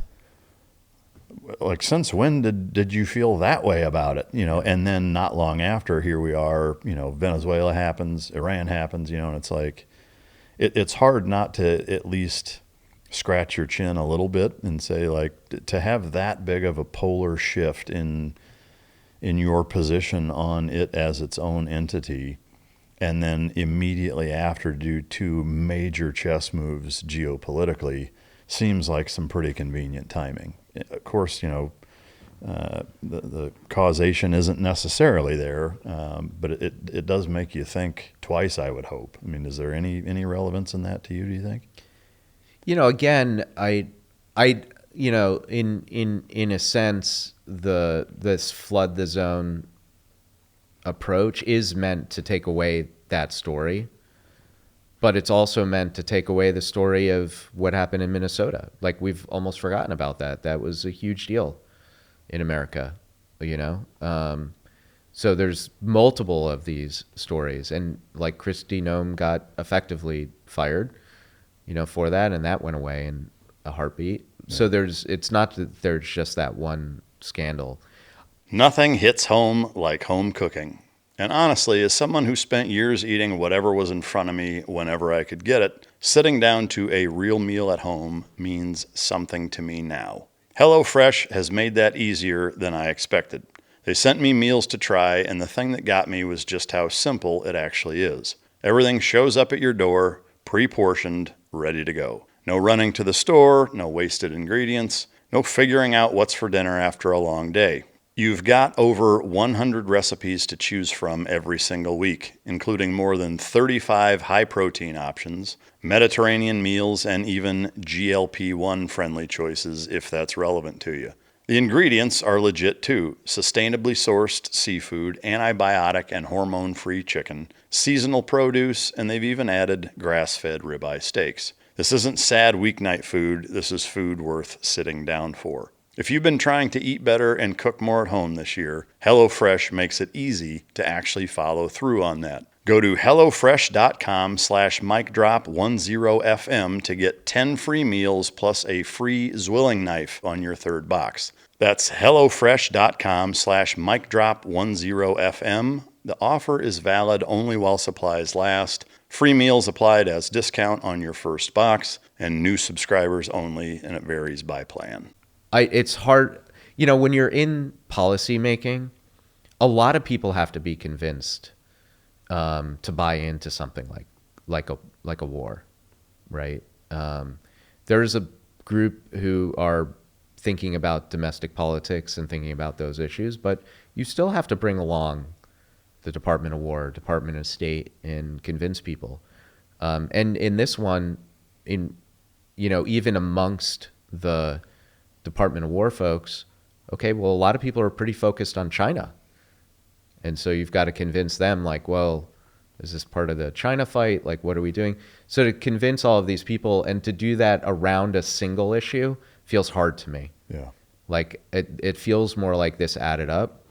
I actually think that the bigger downside right now, I would imagine, for the, again, this is just purely my view, but, going into midterms, and we're in an unpopular war. Like, that's just, I'm looking at polling, and this is pretty unpopular. I think a lot of Americans are like, why are we doing this? Gas prices are going up. So that's in some ways more harmful than even the Epstein situation was. Yeah. Right? Yeah. Politically. Mm-hmm. So that tells me either you've got to really truly believe it, that this is important for the nation, and maybe they know something we don't know, or like I was saying before, we kind of stumbled into it and didn't really mean it to become this big of a deal. Yeah. No, those are all good and fair points for sure. I appreciate it. But so I wanted to talk kind of the connection, and it's more of an implied connection, but we've been talking about Israel and Iran and now Epstein, and there's been a lot of hinting at and kind of accusations of him being a Mossad asset or an Israeli intelligence asset or some sort of espionage guy that has dirt on politicians, and that's why a lot of things have happened the way that they have. With your background, do you have a position or opinion on that's anything worth sharing? I don't know anything specifically about it. I've seen the kind of rumors that you're referring to. Epstein strikes me as a predator. He was a bad human being. He was manipulating people for years. I'm assuming blackmailing or extorting people.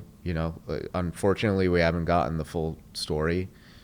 And was a predator to young women.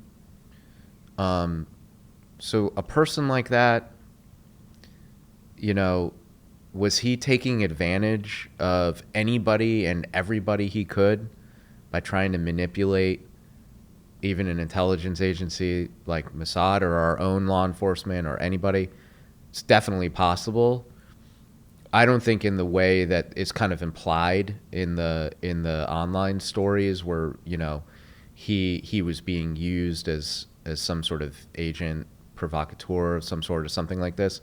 I think it's more that he was a predator and an evil human being who is willing to talk to anyone in order to continue growing richer or harming people. Yeah. I mean, it seems like the level with which he was involved with some of the most powerful people in the world is beyond what I think anybody can even imagine, which would lend itself to probably be the reason why none of it's been released, or a lot of it, is continuing to be redacted. I mean, that baffles me, why you would release all these files and redact the names. I get the victims, not of the perpetrators. Yeah. Do you think it's even possible that there's a state-sponsored intelligence connection between him and government officials, both here in the United States and abroad? I don't think state-sponsored. That's not, from what I know, what comes to mind. I think it's more like this guy was a predator operating in these echelons of society, and people were using that as some means to try to get some form of intelligence out of him by talking to him. I mean, look, you don't even have to recruit somebody to get intelligence out of them, right? Like, people could just go talk to him, right? And ask him, hey, what's going on with this person? What's going on with that person? And by the way, it doesn't have to be a country. Like, this is the thing about espionage today. He could have been working with just some other rich guy, and then that guy had a relationship with a state sponsor of some sort. So it could go through any angle. Right. Can you say if and have you worked with Israeli intelligence at all? No, I've not worked within with the scope Israeli of the US intelligence. No. Is that one of those things where, would you tell me if you did? Yeah, no, I wouldn't. I guess so. Yeah. I guess I could say that, I can neither confirm nor deny. But no, I've never been stationed in Israel or anything like that. So in terms of where you went after Iraq, did you go to Afghanistan, or where did you go after that? I went to another country and was stationed there, and then several other countries on shorter stints. So after I left the government, I became a contractor, and I would go to shorter stints in the Middle East. Yeah. I did ultimately go to Afghanistan on a TDY later when I came back into government, but I never deployed there. With all the next place you went and all the other shorter stint countries, can you not mention which ones they were? Yeah, I probably shouldn't mention Okay. specifically. Yeah. Can you say, I mean, was it the same scope of work that you were doing in Iraq, is kind of all the same? Once a source is targeted and Yeah. made, then you're working them? Look, the difference between Iraq and operating in the rest of the world, or Afghanistan and Iraq operating in the rest of the world, is in many ways comes down to, speed and aggressiveness. When you're in the war zone, you have to operate fast. Look, there's a war going on. Threats are immediate, sometimes, within days from what you're collecting, maybe even hours, especially if you're sort of in the kill chain somewhere where they're targeting somebody to go after. And so you as a case officer have to operate quickly and aggressively, try to, like I was saying before, build that relationship with the source quickly to get it done. You're out there for a more limited amount of time. If you're PCS to another country, you might be there for 2, 3, 4 years, versus Iraq typically, it was a year or less for a deployment. So you're moving quickly. And it's not that you're cutting corners, but you're looking at security in a different way. It's less about counterintelligence and things like that because, look, we weren't up against a sophisticated counterintelligence adversary. It wasn't like going up against the Russians or something.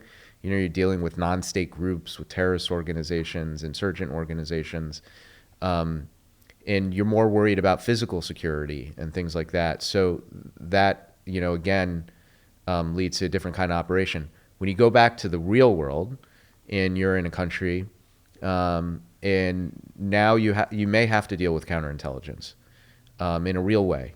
You may have to take completely different, have a completely different security posture. You're not worried about being blown up by an IED, but you are worried that there could be somebody surveilling you, right? And who's sophisticated or using technical means to surveil you, like cameras and so forth. So you're operating very, very differently. And you're also operating more slowly because the strategic kind of intelligence that you're going after isn't that immediate. It's not something that is a day or 2 days away. You're tackling the biggest issues. Technology development, that could be used for weapons, which can take months or years. Major political moves by a country, right? Who's going to be the next person to be in charge of, the Ministry of Defense kind of questions, right? Mm-hmm. And those kinds of questions take a longer time to get answers, takes a longer time to find that source, develop that source, manage that source. It's totally different pacing of operations and approach to operations.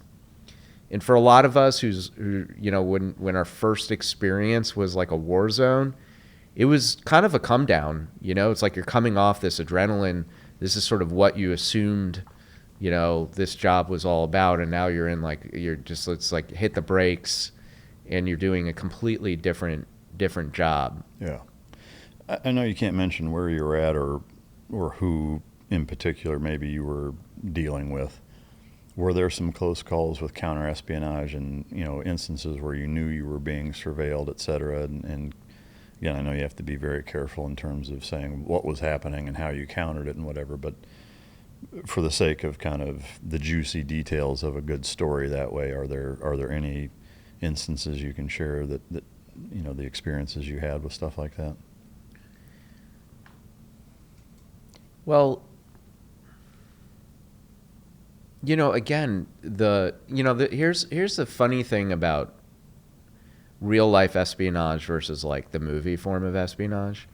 The most important things that you could do in espionage are super boring, right? Yeah. Like you could be running a source who you see once a year and go through a long process to actually meet that person, securely, and then maybe get to meet them just briefly, maybe for a dinner, because that's all that they can kind of justify to be around someone like you. But that source might be incredibly important for the nation. This might be the only person we've got in a particular country or particular office, right? That doesn't make great stories, and it doesn't make great, movies, but like it makes great intelligence. Yeah. So some of the best stuff that I was doing was like that. It was frankly, kind of boring in that sense, but important. Mm-hmm.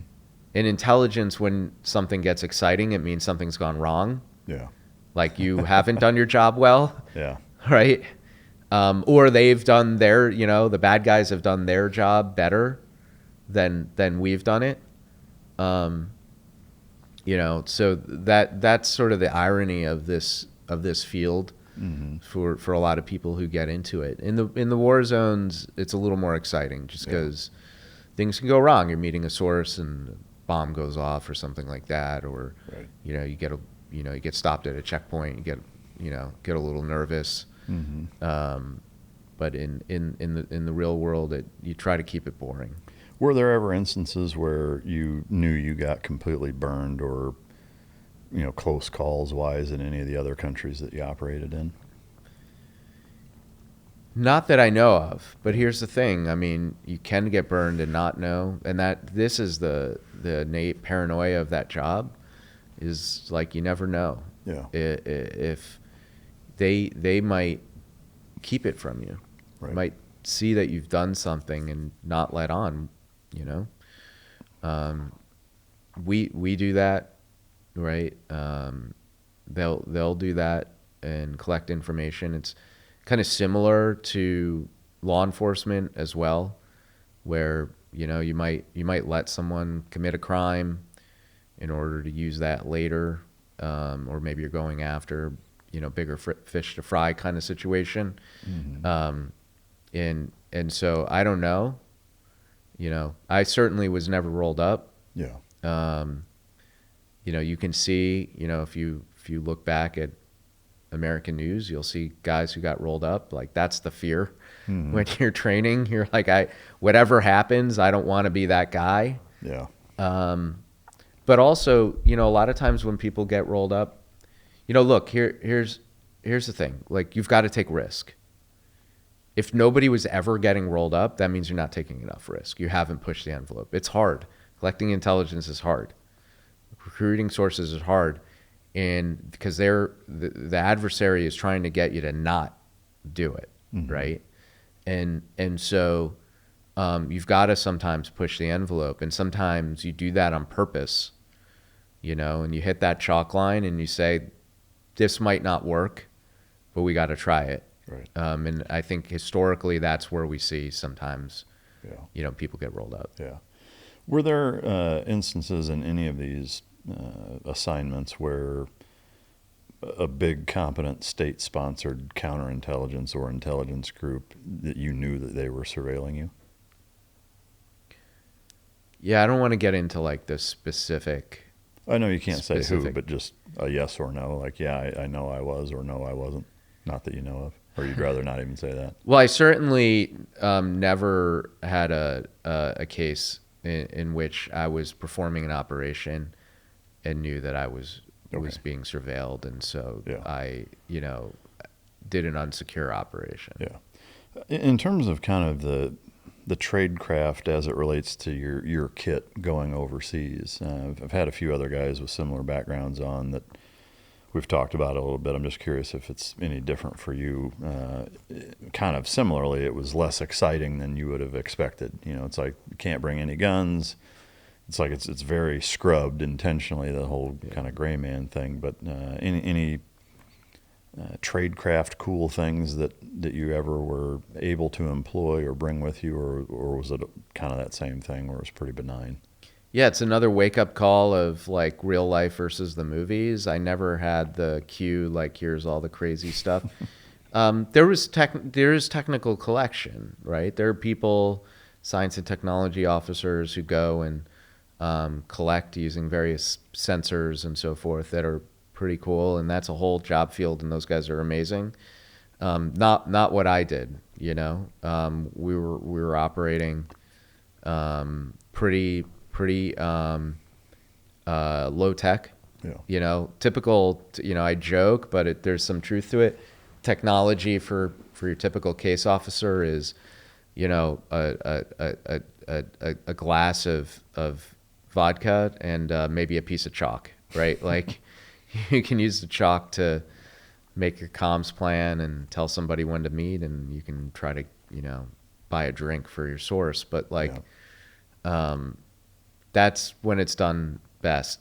You know, part of what my book was about, though, was how that's changing.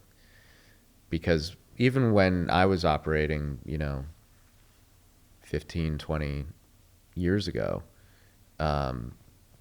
it was still a world where you could get away from technology. There were places that had no cameras. You could turn off a cell phone. You didn't have to be on social media. Today, that's changed. And we are continuously and constantly surveilled nearly everywhere on Earth. Yeah. Right? There are cameras everywhere. Traffic cameras, security cameras, overhead cameras from space with satellites, you know, overhead from drones. You're walking around with a sensor box, which is a cell phone. That's not just, you know, a camera and a microphone. There's accelerometers in it. There's a GPS. All of that data is being continuously streamed somewhere. All of it can be compromised and used for surveillance.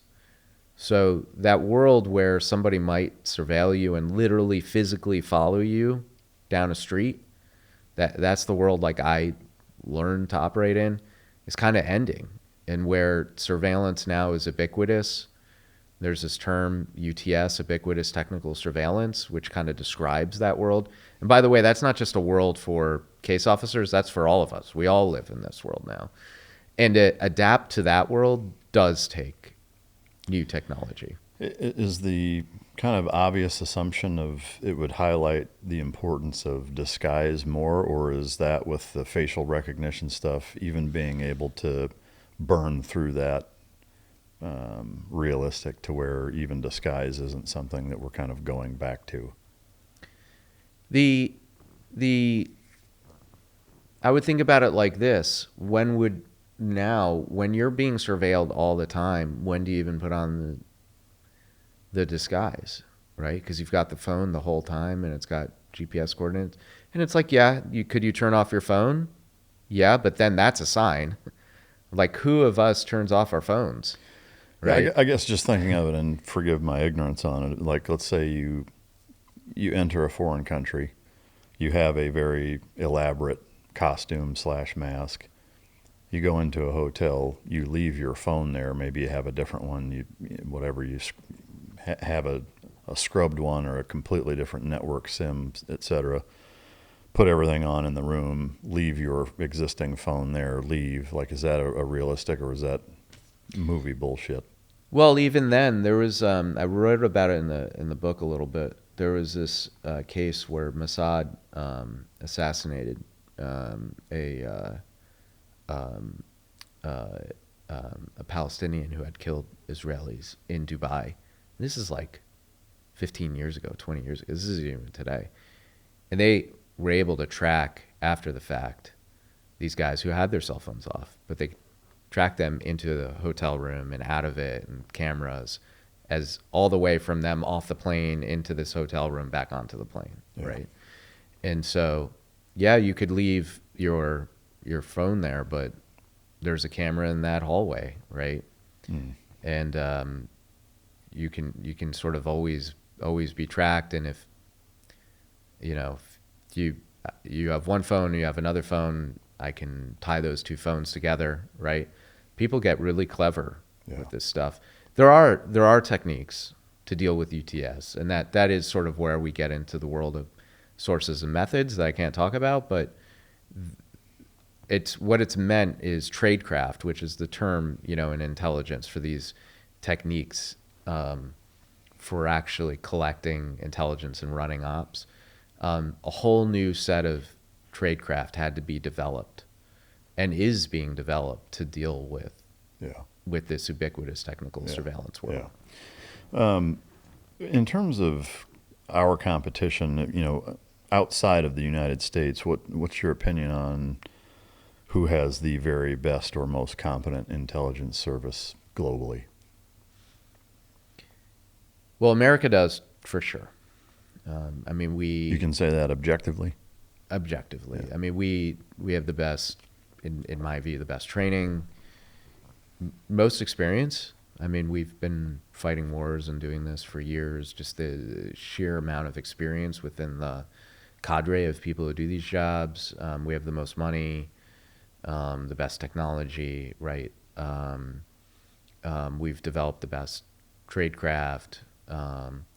So, pound for pound, I still think we're the best. But that doesn't mean that, just because you can kind of look and say, okay, this is the best team, doesn't mean other guys can't compete. And I think what's happened is what the other guys do is use asymmetric means to compete. So they sort of look and say, I can't go toe-to-toe with America. So what am I going to do? I'm going to use different approaches. The Russians have taken an approach of using a lot of covert action, disruption as techniques, a ruthlessness that America is not willing to do. Like, we're not blatantly and obviously assassinating political enemies in the way that the Russians are willing to do. They have an experimental approach that I think we're not good at, right? When I look back at the 2016 election disruption by the Russians, what's interesting to me is that it was experimental. They sort of looked at this new technology and they threw ideas at the wall. They tried different things. They ended up using the IRA, the Internet Research Agency, which wasn't even an intelligence agency. It was a company, contracting company, contracted by an intelligence agency, that just tried different means of buying advertising on social media and putting it out there. It was a very experimental approach, and it worked. And so they're willing to take risks in ways, and that's how they asymmetrically compete with us. And in that sense, they are better than us in that approach. China has taken a completely different approach. China has gotten very, very good at surveillance, especially using all of the technology in the world, most of which is manufactured in China, right? Most technology in this room right now probably was manufactured in China, or at least some component of it was, right? And like a lot of authoritarian countries, China has instituted a surveillance system of their entire society that is dystopian in level. In the book, I call it a panopticon, where they can kind of see everything going on. They can see what everybody is doing on their computers, what everybody's doing on their phones in their own country, and then they use that for social control. And I think they are exporting that to America and to other countries. And so when we hear about, Huawei, this telecom company being used, what that really means is that Huawei makes telecommunications equipment that our phones and so forth and internet devices go through, and that they can spy on it that way. And we don't control those things using classified means. Those aren't classified networks. So again, they found this asymmetric advantage where they can collect. They don't go toe-to-toe trying to break into, some Pentagon classified system. I'm sure they're also trying to do that, but that's not the main thrust. Rather, what they're doing is trying to collect in the soft underbelly and get all that information that we can't protect as well. And that's making them very good at it. Iran uses another method, which is proxies, right? Like they have Hezbollah and the Houthis and other organizations that they kind of fund that can kind of do some of these things. So each of these different adversaries takes their own approach, and it's an asymmetric approach aimed at kind of battling us where we're weakest. Is that to say that it's hard to rank 1, 2, 3 who has the best? It's more like Russia, China, and Iran are all very good, but in totally different ways. So it's hard to say this one's better than the other. Well, I would say that China is the best outside of America, just in the sense that they have an immense amount of resources. Yeah. Their economy is second only to ours. They have, multiple times more people than us. There's one office in China. You may have heard of open source intelligence, right? Where we have our intelligence agencies collecting it. There's something called the open source enterprise, kind of managed by the CIA to do that. We have, I don't know the exact figure, but let's say hundreds, maybe thousands of people doing that. They have one organization in China that collects open source science and technology information globally. This is just one part of their intelligence community that has 100,000 people in it. Oh, wow. Spring is here, which means most people are doing their spring cleaning, get new furniture, decluttering, refreshing the house. But there's one upgrade a lot of folks overlook, and that's the mattress you've been sleeping on for the last 10 years. HELIX sent me one of their mattresses to try, and I'll tell you, the difference in my sleep has been real. No more waking up with a stiff back, no more night sweats, no more lying there staring at the ceiling at 2 a.m. I'm actually getting deep, restorative sleep. And when you track your sleep at all, you'll see the numbers back it up. HELIX ran a study where 82% of participants saw an increase in their deep sleep cycle. They're the most awarded mattress brand out there. They're tested and reviewed by Forbes, Wired, you name it. They've got a sleep quiz that matches you with the exact right mattress for how you sleep. You got free shipping straight to your door and a 120-night sleep trial and a limited lifetime warranty. Zero risk. Go to helixsleep.com/micdrop for 20% off, and that's site-wide. That's helixsleep.com/micdrop for 20% off site-wide. Make sure you enter our show name after you check out so that they know that we sent you. That's just one group. Yeah. So that's the scale at which they can operate when you have a lot of people in an economy where wages are far lower than ours and where you're really dedicated to surveillance and so forth. So they are very good. And Russia can't do that. I mean, Russia's economy is the size of Italy's, right? They just don't, their population is, relatively small and shrinking quickly. They can't compete with that kind of thing. They don't have the technology. They don't have the people. If you were still an active intelligence officer, what country would you be the most nervous to have to go into and operate? China by far. Yeah. Not even close. Yeah. Again, because everything is surveilled. Yeah. And, let's just be honest, there's no blending in. You're an American. Doesn't matter if you speak fluent Mandarin or not. They know exactly who you are coming in. They're probably like somebody like me, or even, me 20 years ago, that was now more on the record, but me 20 years ago, they probably already have a file on you before you even get there. Yeah. Right? That's incredibly hard to operate in. Wow. As far as going into these places, can you say from a kind of practical logistics or administrative manner, cover story, fake passport, fake IDs, fake name, are you entering countries with all of that as part of your presence? Again, the old way was to operate in cover. And to have a cover of who you are, your identity, and a cover for what you're doing, cover for action, why you're there, again, maybe, that might be fake documents, fake name, fake story, that you've memorized, and maybe even a little bit of reality built up around it. Maybe you're working as a some other type of government official, not a spy. That was the traditional way. But in this ubiquitous technical surveillance world, how do you have a cover when your whole life is collected on? Yeah. Right? For somebody who is, say, entering on duty now at 25, or something like that, their whole life has been on social media. There's no covering that up. I mean, could you wear a disguise? I don't know. You're going to wear a disguise like 24/7 forever? And even then, I talk about this in the book a little bit.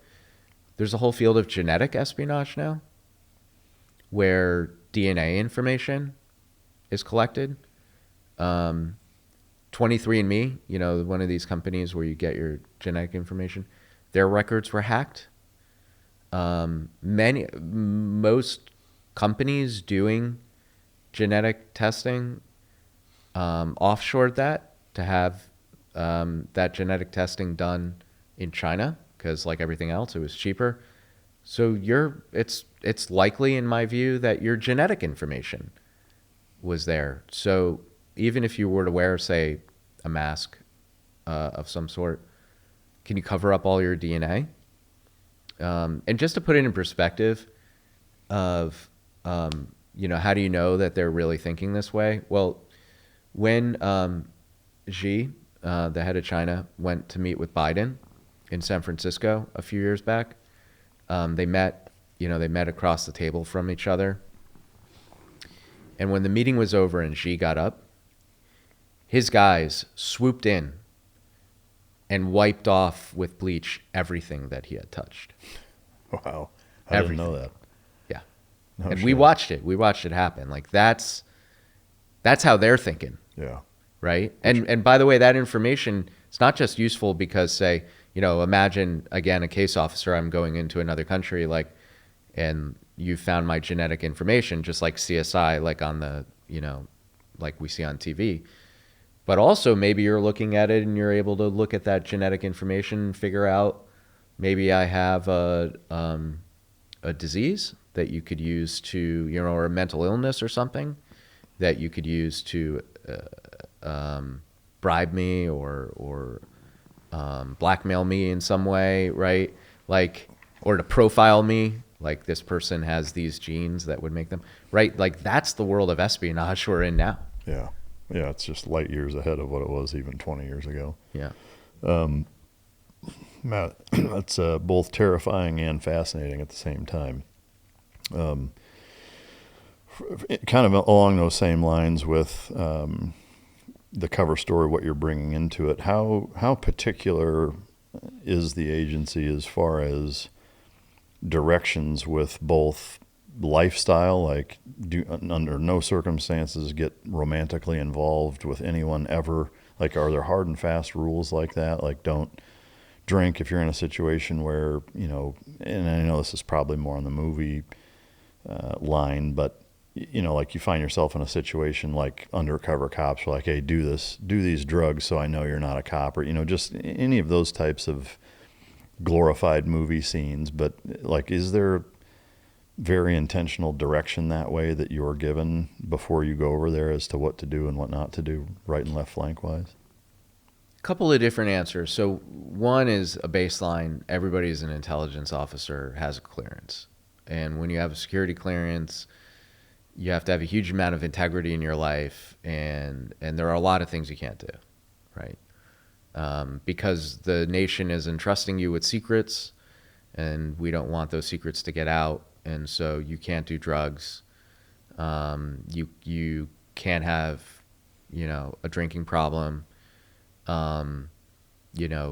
You've got to self-report these things, in fact, if you're arrested or something like this. So that just is how it is for any intelligence officer.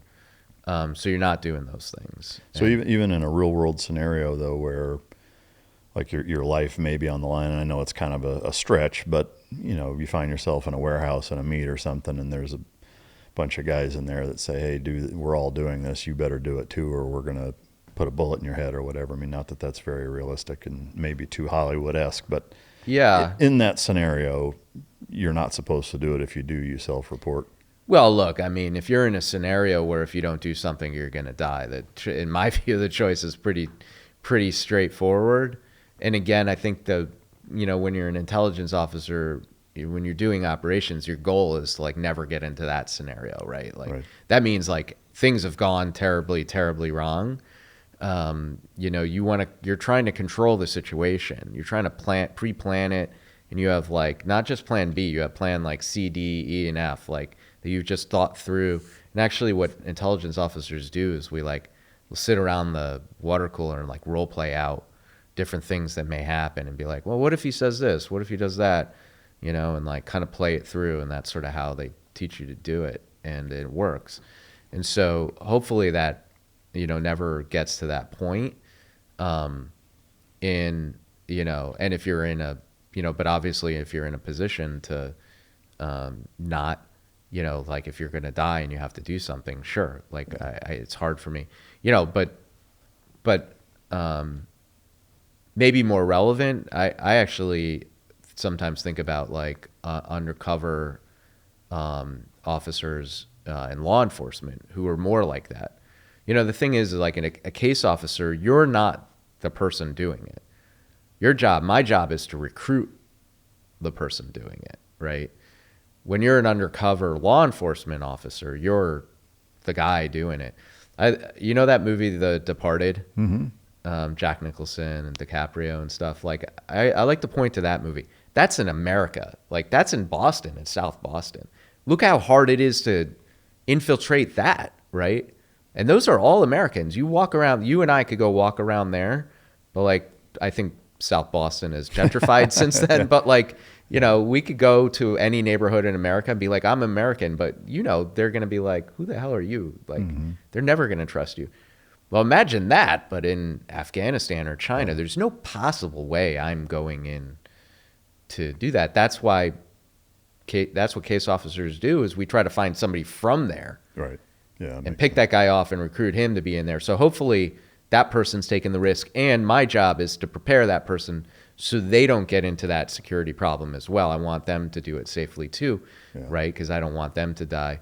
And so that's how we think about it. Yeah, that makes sense. Honeypot scenario wise, is that something that you guys rehearse or talk about or kind of strategize prior to taking overseas extended assignments, where they're like, I don't care how hot she is or how flattering she is, like stay away from it? Is that a kind of a hard and fast rule? Yeah, I was a honeypot for years, but I didn't get a lot of takers. Trained for it. I trained in my 20s for that.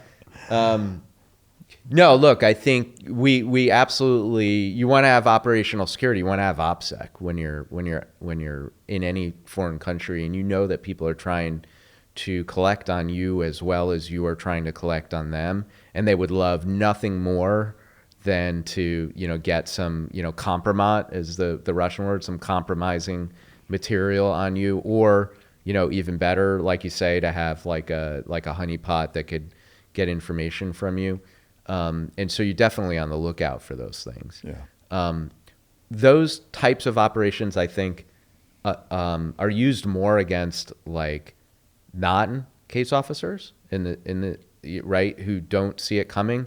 The weird thing about being a case officer is you inoculate yourself. When you learn how to do something, you can now see it coming from a mile away. Yeah. Like there's kind of a little bit of a saying, in a sense, of like, you can't case officer a case officer, because like we're both sort of looking at it the same way. And it's like, you could, if I, my spidey sense is up, like I can tell if somebody's trying to develop me or to trying to, collect something on me, elicit something. And so you can kind of see it coming. Whereas those, so like a honeypot, hopefully, like if you kind of know what you're doing, you're going to see that coming from a mile away, that there is some, random, smoking hot, 24-year-old, that's like all of a sudden is buying you drinks. Like, okay, what's going on here? Yeah. So hopefully you can defend yourself. Yeah. So, I mean, it's almost like it's too bush league of a move for them to waste it on somebody like you. It would be reserved more for the truck driver that's moving the sensitive material, who's not going to see that coming and think that he's actually the good looking guy that she wants to hook up with, kind of thing. Yeah. Or it just might be far more subtle. Like, this is a major problem these days is people, retire and start consulting, right? Mm-hmm. Doing advisory work, things like that. Okay, they're looking for business to do advisory work. That's fair. That's their right. And then, the bad guys have set up a consulting firm looking for advisory, willing to pay, $1,000 an hour, hit you up on LinkedIn, looks like a legitimate company. Those are the kinds of threats that you see now that are, so it's like I say, I kind of say it half jokingly, you can't case officer a case officer, but you can sort of make them believe that this is a, a legitimate company and just, you're doing advisory work. And next thing you know, you've inadvertently now given them information. So that's the kind of stuff we have to watch out for. Yeah, that makes sense. Have you seen examples of that with what you do now? I see people hit me up on LinkedIn and I basically try to not respond where I'm like, that seems like a little funky and weird. Who is this person? So I try to stay pretty cautious on those kinds of things. And I've heard of people, and I've reported some of the people, when you continue to have a security clearance, you have to report people. I've reported a couple of people where I'm like, I don't know who this person is, but might be somebody you should look into it. Yeah. You've written a fair bit about AI-powered espionage and kind of tying into the 2016 election interference and just social media generally as a propaganda tool being, if you think about kind of the broad strokes of really human history, we're in this very strange and unprecedented time in terms of the viral nature with which information can be spread so far, so fast to so many people. And it's really unlike anything we've ever seen or having had to deal with. If you think about 50 years ago, the lengths with which a foreign actor would have to go to get in front of the eyeballs of an American teenager is significant, very difficult, incredibly lengthy time process, expensive. It's books, newspaper, radio, television. Not that it's impossible and not that it didn't happen, but there are so many gatekeepers between the originator and the end user. Now all of those things are completely wide open. How does a country like the United States combat that? Yeah, I mean, this kind of propaganda goes back, centuries, maybe millennia, where you might spread rumors, for example. Like you might, have heard of these rumors from the 80s that the CIA created the crack epidemic, things like that, right?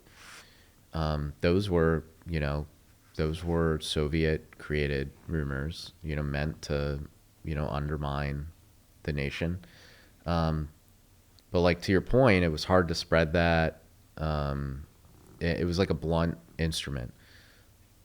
Social media changed all of that because now you could, the Russians figured out, target groups of people, just like we had learned. They just kind of rode on the system we had for advertising and political advertising in particular, that you could pick groups like soccer moms or pickup truck driving dads or whatever, and target your propaganda to those people, and you could do it at scale. You could hit millions of people. It's at this point, I think it's likely that every person in America over the age of 10 has probably seen some sort of state-sponsored propaganda at some point without realizing it. Right. Like it's probably come across some news story or some advertisement, something, right? And then you're sort of left with this question: how do you stop that? And one way you can try to stop it is you can go after the perpetrators directly, right? And it's the IRA, whoever it is, and you can use, clandestine, covert methodology or diplomacy or just plain strength, like stop doing this or we're going to do it worse to you kind of stuff, deterrence.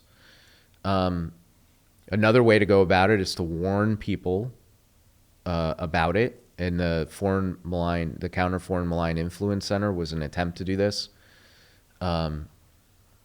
Me personally, I think that approach, that latter approach, is not a good approach.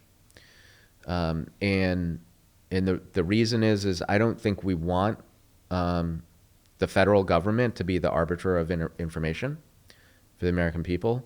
Like here's kind of the weird thing. Even if for a fact this piece of information was created by a foreign adversary, like it was literally written down by a Russian GRU officer in Moscow and put onto a social media platform in America, American still has a right to look at it. Like freedom of speech is absolute in my book. Like it's here, you have a right, it got here, so it's there. So the government shouldn't get to decide how to do that. So I actually think it was right for the Trump administration to shut that office down. Also, frankly, it wasn't working. Like it just at a practical level, like it didn't really stop anything because, intelligence community has to keep sources and methods secret and really can't get into the details. And this is a detailed business. You got to know the specific places it's coming from. So actually, I think that we've got to turn it back over to civil society to defend against this stuff. How do you do that?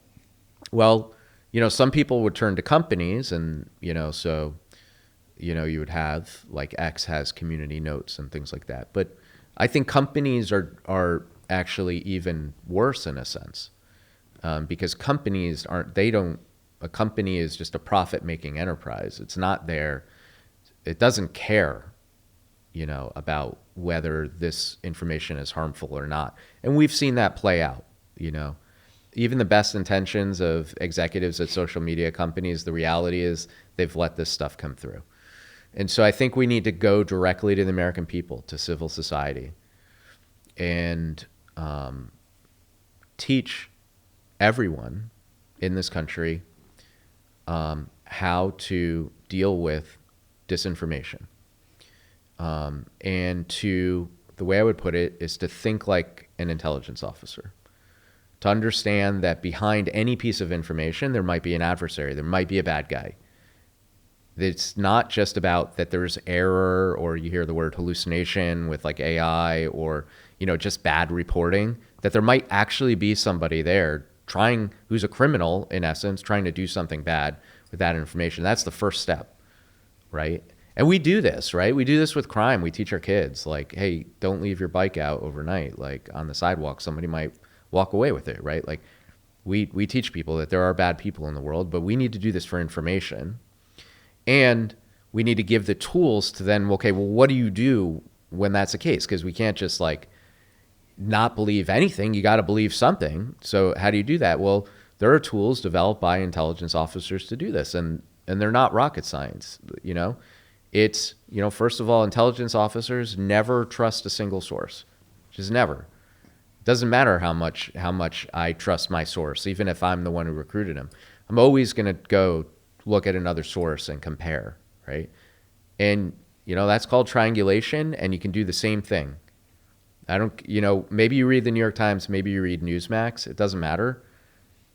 If you read one, you should read the other, or you should read some other source to see and compare. How are they reporting on it, right? You can operationally test them. Okay, all these news outlets are saying something's true, or I'm seeing it all over my social media. Let me go check on it. I was in New York, and there was protests going on at Columbia a couple of years ago. One of the colleges there. You can go up there and visit and see how big of a protest is it, right? You can do it yourself. You can even, this is what's crazy, you can actually access intelligence tools now. right? You can get commercial satellite imagery. You want to know what's going on in Iran? Like, you can look at that on the newspapers for sure, but if you really wanted to get into it, you could go buy imagery and look yourself. Yeah. And so if you start to use these tools and these techniques of the intelligence officer, you can start to protect yourself and build in this resiliency, and you can teach it to your kids, because kids are being targeted with this information as well, and teach it to your family and build like a kind of civil resistance. And by the way, this is how our whole nation was built, right? Like Paul Revere was like a silversmith who just volunteered to go warn his community that the British were invading, right? Yeah. You don't have to be somebody in a uniform who's working at the CIA to want to protect your community and help people do that. Do you envision a scenario where there's like a class or a curriculum built into the public education system that teaches that? Or is it more of you try to arm parents with that type of information and incentivize them to teach their kids? I think the model is something like cybersecurity. 30 years ago, none of us knew what cybersecurity was. Probably didn't even know what the word cyber meant. And now we live in a world where essentially any person in America over the age of 8 knows cybersecurity. Don't click on that link that you don't click on that link. Don't, if it's a phishing, you get, if it's a phishing email, you change your password, right? We all have sort of learned. And the interesting thing is, it wasn't this top-down program by the government. There wasn't like a cybersecurity office that went and trained everybody. It kind of came from everywhere over the years. Some of it was schools, and it wasn't even like a class. It was just kind of in all classes.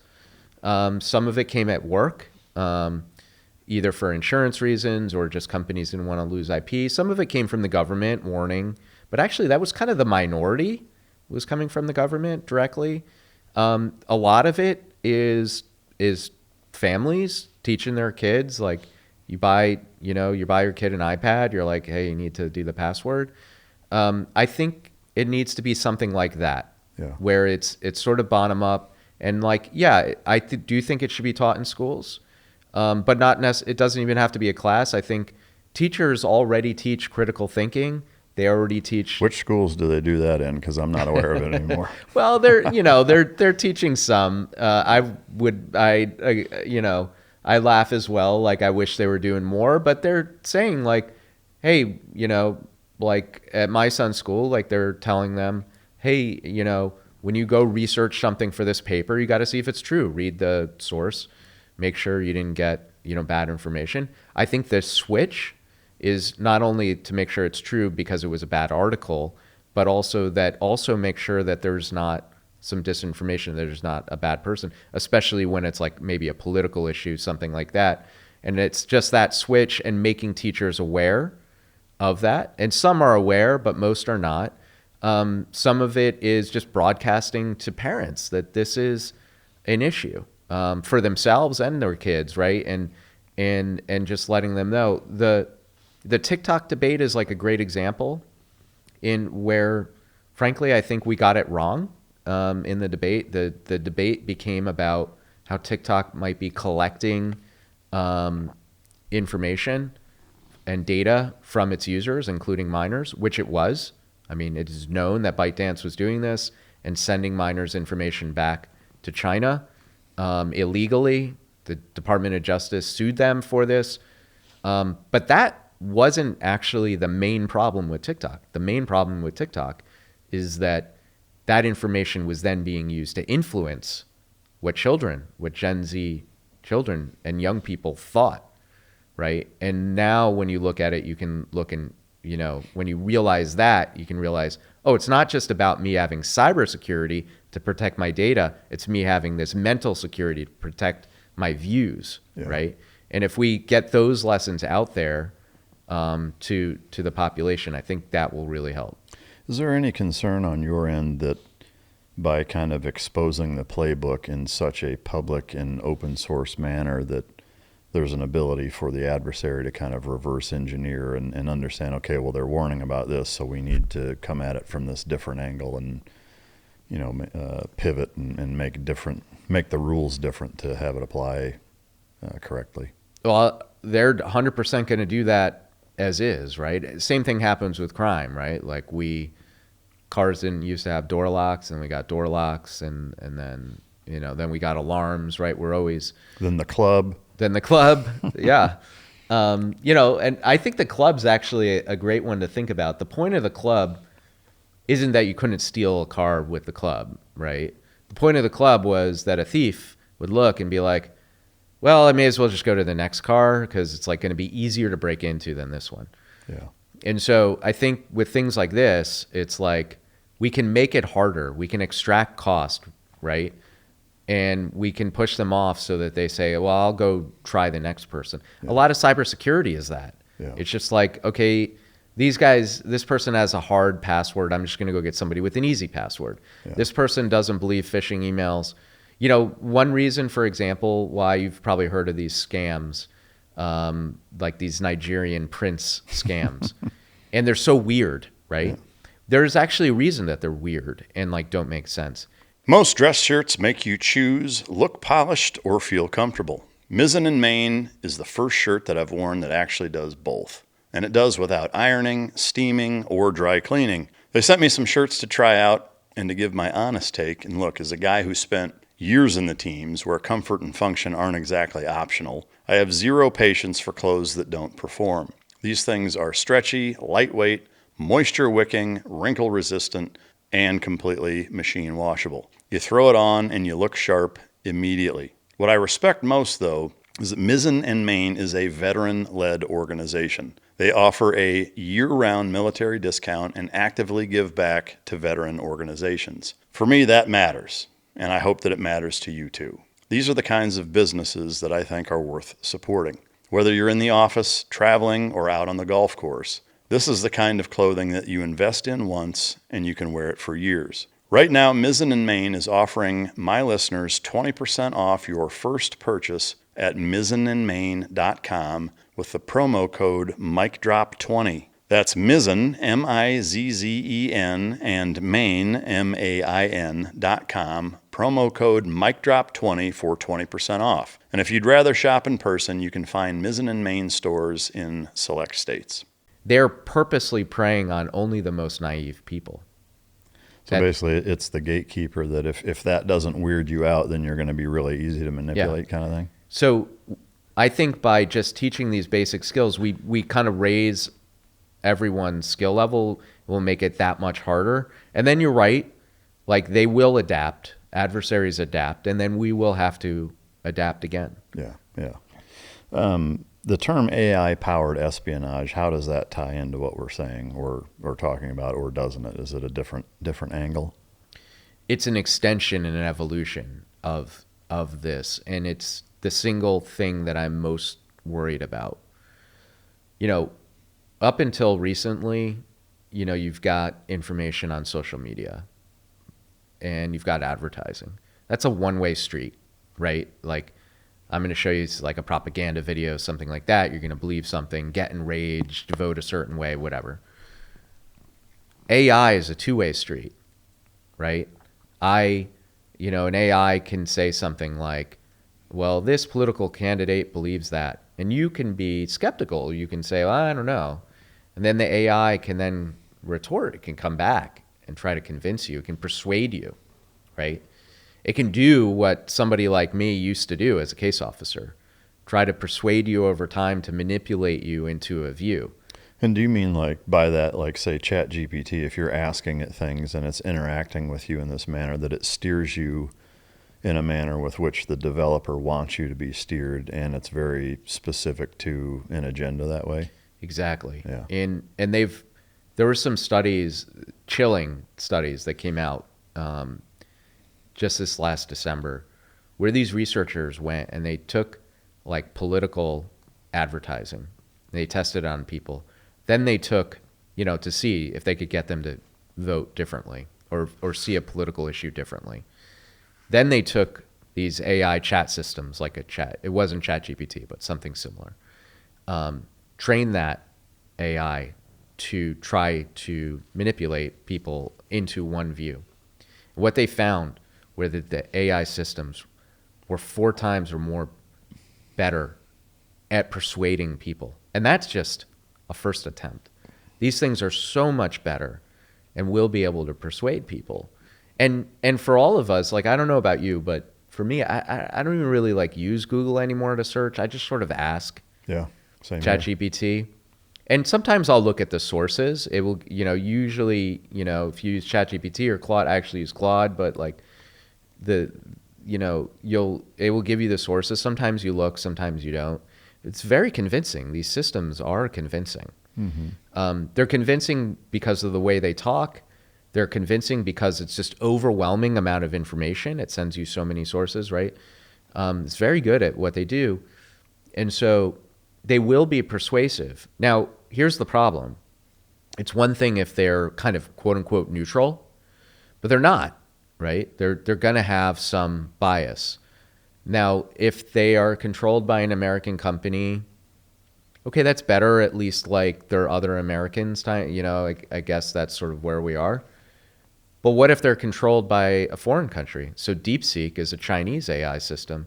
They can make that thing do whatever they want. Yeah. And it's still legal to download DeepSeek here. So I think it's actually far more dangerous than TikTok and should be immediately made illegal. And any AI system made by any authoritarian country should be.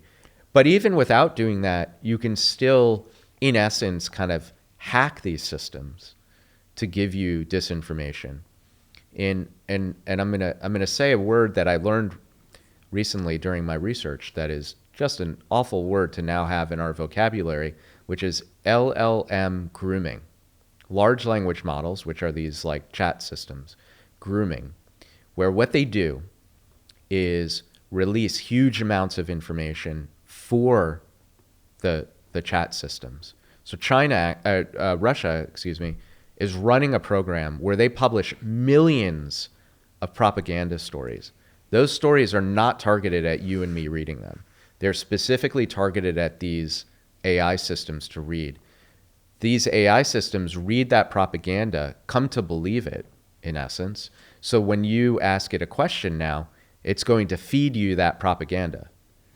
And they're doing it by way of open source internet. Like if your chat system is scouring the internet, they've flooded the internet to make a disproportionate amount of the average being slanted in the direction that they want. Exactly. Wow.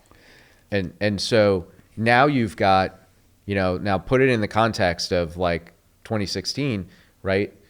Now I don't have to do the advertising or anything like that. I can have these chat systems convince people. Plausibly deniable, by the way. I can just be like, well, I don't know. I don't work at ChatGPT. I didn't do anything. And you've got these systems that can convince millions of Americans one way or the other. Maybe they are convincing people that America should not defend Taiwan from a Chinese invasion. Maybe they're convincing Americans that they should vote for this candidate or that candidate that some political party wants them to vote for. Maybe they're just convincing, like I think the Russians did, that Americans should just fight amongst ourselves. They're just trying to inflame whatever beliefs that we have so that, we lose our solidarity as a nation. Yeah. So, it sounds like I was going to ask you, is there a red line when you brought up the TikTok being the kind of example of we got it wrong? Is there a red line where you would say, yes, it does make sense for the government to get involved and ban things or shut things down, and this would be that case? But it also sounds like that wouldn't even really fix it if these chat companies can just flood the internet as a collective database with so much information that it skews the results. Yeah, I think there's maybe a multi-layered defense against something like this. One layer is, in essence, regulatory. And my personal political belief is one of minimize regulation. But when it comes to something like national security concern, I think it's pretty prudent by the government to say, this is a dangerous technology owned by a dangerous adversary. We should not have this here. And so we should just say, cut them off. By the way, they don't let our technology there, so they're just being hypocritical. And we should look and say, essentially any information technology owned by an authoritarian foreign adversary of any sort should just be illegal here. You just can't have them. then there is a level where the intelligence agencies and law enforcement do need to go after these guys and find out what is that, Russian or Chinese office pushing propaganda and trying to manipulate these systems and try to shut them down at the source, right? There is also a level where, it's hard, again, for me to say that we should regulate tech companies into stopping the flow of that information. But I do think tech companies should have some level of protections, ideally voluntary, that they follow because they're good Americans, to, be prudent and cautious and look at where this information is coming from and say this is blatantly, this is just blatant propaganda and, shouldn't let it in. But ultimately, even with all of those solutions, these centralized government and corporate solutions, it still is going to come back to the endpoint. And the endpoint is a person, right? It's you or me or our friends or our kids or people in our community who have to look at that information and make a determination. Is this true or false, or how do I feel about it? And so I think at the personal level, we need to gain that resilience and resistance to be able to say, okay, I know what's going on here. I'm going to take this with a grain of salt. I'm going to think critically about it. I'm going to, triangulate this information, and I'm going to do this because it's going to make me safer. It's going to make my community safer. Here's the thing. We used to think about national security as like national. It's about the CIA and the Pentagon defending the nation from an enemy over there. Now it's about a community, right? It is about me and what can I do. I'm not worried about people 3,000 miles away from me. I'm worried about literally the people around me who I see at the store in the morning or at church or wherever. And I want those people to be safe based on the decisions I'm making at home. Yeah. Like that's what I think it's about. And that is a major difference in national security. But it's how we think about crime, right? Like you have a home and you try to protect your home, but you also look out and make sure that there's nobody kind of, if you see a robber or something on the street, you're going to call the police because you don't want them to rob your neighbor. It's the same thing, but now for information. Yeah. Again, it is as fascinating as it is terrifying. I had no idea about the flooding of the internet as a kind of collective database to sway chat sources. And to me, it makes me think, and it's something I already do a lot of the time anyway, and I'm curious if you think it's a good mitigation, is just like with don't take single source intelligence, is corroborating, use chat, use Grok, use Claude, compare and contrast and see how different the exact same question being asked is and try to find like a happy medium. Is that a good approach, do you think? Exactly. Yeah. Triangulate across all of them. Use a chat system, but also go read the article directly. Talk to people. Books are like interesting because like having just written a book, it's a selection process, right? Like somebody's spent a lot of effort doing this. It's checked for factualness and liability even. Like the more sources of information, the better, the closer you are. Look, we're never going to get to like quote unquote truth, like perfect, accuracy. It's more about, how can I make it harder for the bad stuff to get through to me? How can I raise that cost? How can I get closer to what's true, right? Like I would just think about it that way. Yeah. Great advice. I've heard the term a digital Pearl Harbor, essentially a massive state-sponsored cyber attack that shuts down, enormous utility systems in the United States, power grid, sewer, water, et cetera, internet. I guess from your perspective, is that, obviously it's something to be concerned. Is it a valid enough concern to where it's a almost bordering on imminent attack? It's a matter of not if, but when. And also, from your perspective, like how legitimately fucked are we in a case like that happening? It's scary to think about. I don't know if you watch this show, The Pit. Yeah. In this season, spoiler alert, I'll pause. People can stop listening for a second. there's a cyber attack on a hospital, which is a real thing that happens, shuts down the computer systems. That's a life or death scenario. And imagine the power gets shut off, you know, on top of the computers getting shut off in hospitals, and what happens, right? And so it's terrifying to think about, you know, even just traffic lights going down. How many accidents would we have, right? And so there's a real threat there. You know, our whole society is basically requires electricity and computing and telecom at this point. You know, if the phones all went down, data went down, and your parent was having a heart attack, what are you going to do? Right? Like, what are you going to do? You can't call an ambulance. Like, these things are terrifying to think about. Now, the question is, you know, do they have the capability to do this? Well, I'm reading the news like everybody else, and I definitely see situations where ransomware shuts down hospitals, you know, utility systems are shut down here and there globally. We see that happen in Ukraine, you know, where it seems like the Russians have kind of, been able to selectively shut down utility systems. So it definitely seems possible.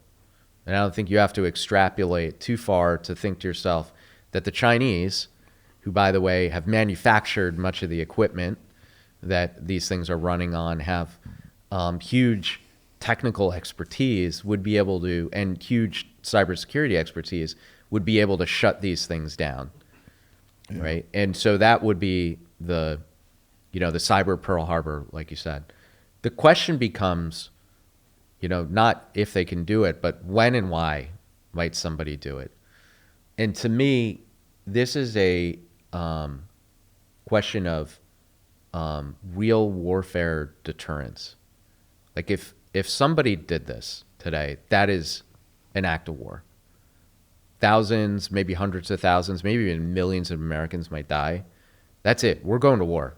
Like we had terrorists crash 4 airplanes, and we went to war for 20 years. Like America 100% goes to war. And so anybody with this capability would have to keep that in mind, right? And so in my view, the only time that somebody would use a capability like that would be in a war. You're already there, right? You might threaten it. Maybe you do it in a very small scale as a means of deterrence. Let's say, again, I'll just game things out a little bit. China decides that now is the time, for whatever reason, to invade Taiwan. And they, want to brush back the U.S. a little bit, and they shut down a couple of things selectively just to kind of remind us, hey, things could get rough. A little shot across the bow kind of thing. Yeah. But that might backfire, right? Because, look, if I was China, actually, I'd go the other way. I'd sort of do what, like, Iran is doing, frankly, which is they just have made it economically painful. They haven't attacked anyone here. There seem to have been a couple of small terrorist incidents. It's hard to say if they're kind of lone wolves guys or connected or not, but they're sort of keeping it there and knowing that politically, if the American people are not affected directly, we kind of want to get out of a war. We don't like to be in them. And they're making it economically very costly to do this. And so their best bet is, frankly, to keep doing that, and then we will eventually pull out. If they were to attack us, if Hezbollah was to blow up a big building in Dallas, that's it. Now we're really going to war, right? That's not good for them. Right. So I think the same thing with China. I suspect they would not want to do the Pearl Harbor. What they would want to do is sort of just make it painful, accept that they're going to get in a small war with us, and hold out long enough that eventually we give in.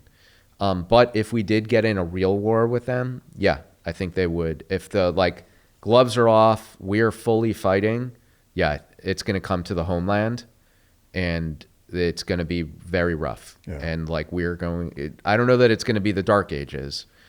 We do have some level of defense against these things and generators and so forth, but it's going to get rough for people here. Yeah. What do you think the biggest espionage targets, cyber or otherwise, I think, or industries rather, here in the United States are? I mean, we have an information economy, and most of our most valuable information is kept online. And I think what China has done is collected all of our IP over the last, 2 decades or longer, and then use that to help their economy and ultimately hurt our economy. And that continues to be the number one target. Yeah. Like, just go after our best inventions, information about our people, give it to their companies so that their companies can succeed or undermine ours in some way, harm our economy in the long run, remove our supply chains so that we can't, build anything anymore. Part of that was on us. We as a nation decided to outsource so much to them. That's on us, not on them, but they've, welcomed it. So that information is the target for sure. Yeah.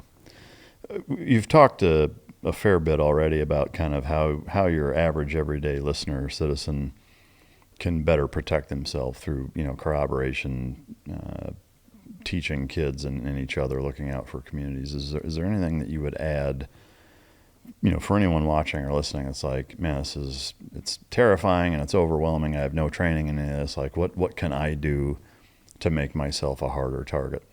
Yeah. Well, look, it is terrifying, but it's also empowering in the sense that we can all do something now. We used to be helpless in a sense. If there was a national security incident, we had to hope that the FBI or the CIA or the military would take care of it.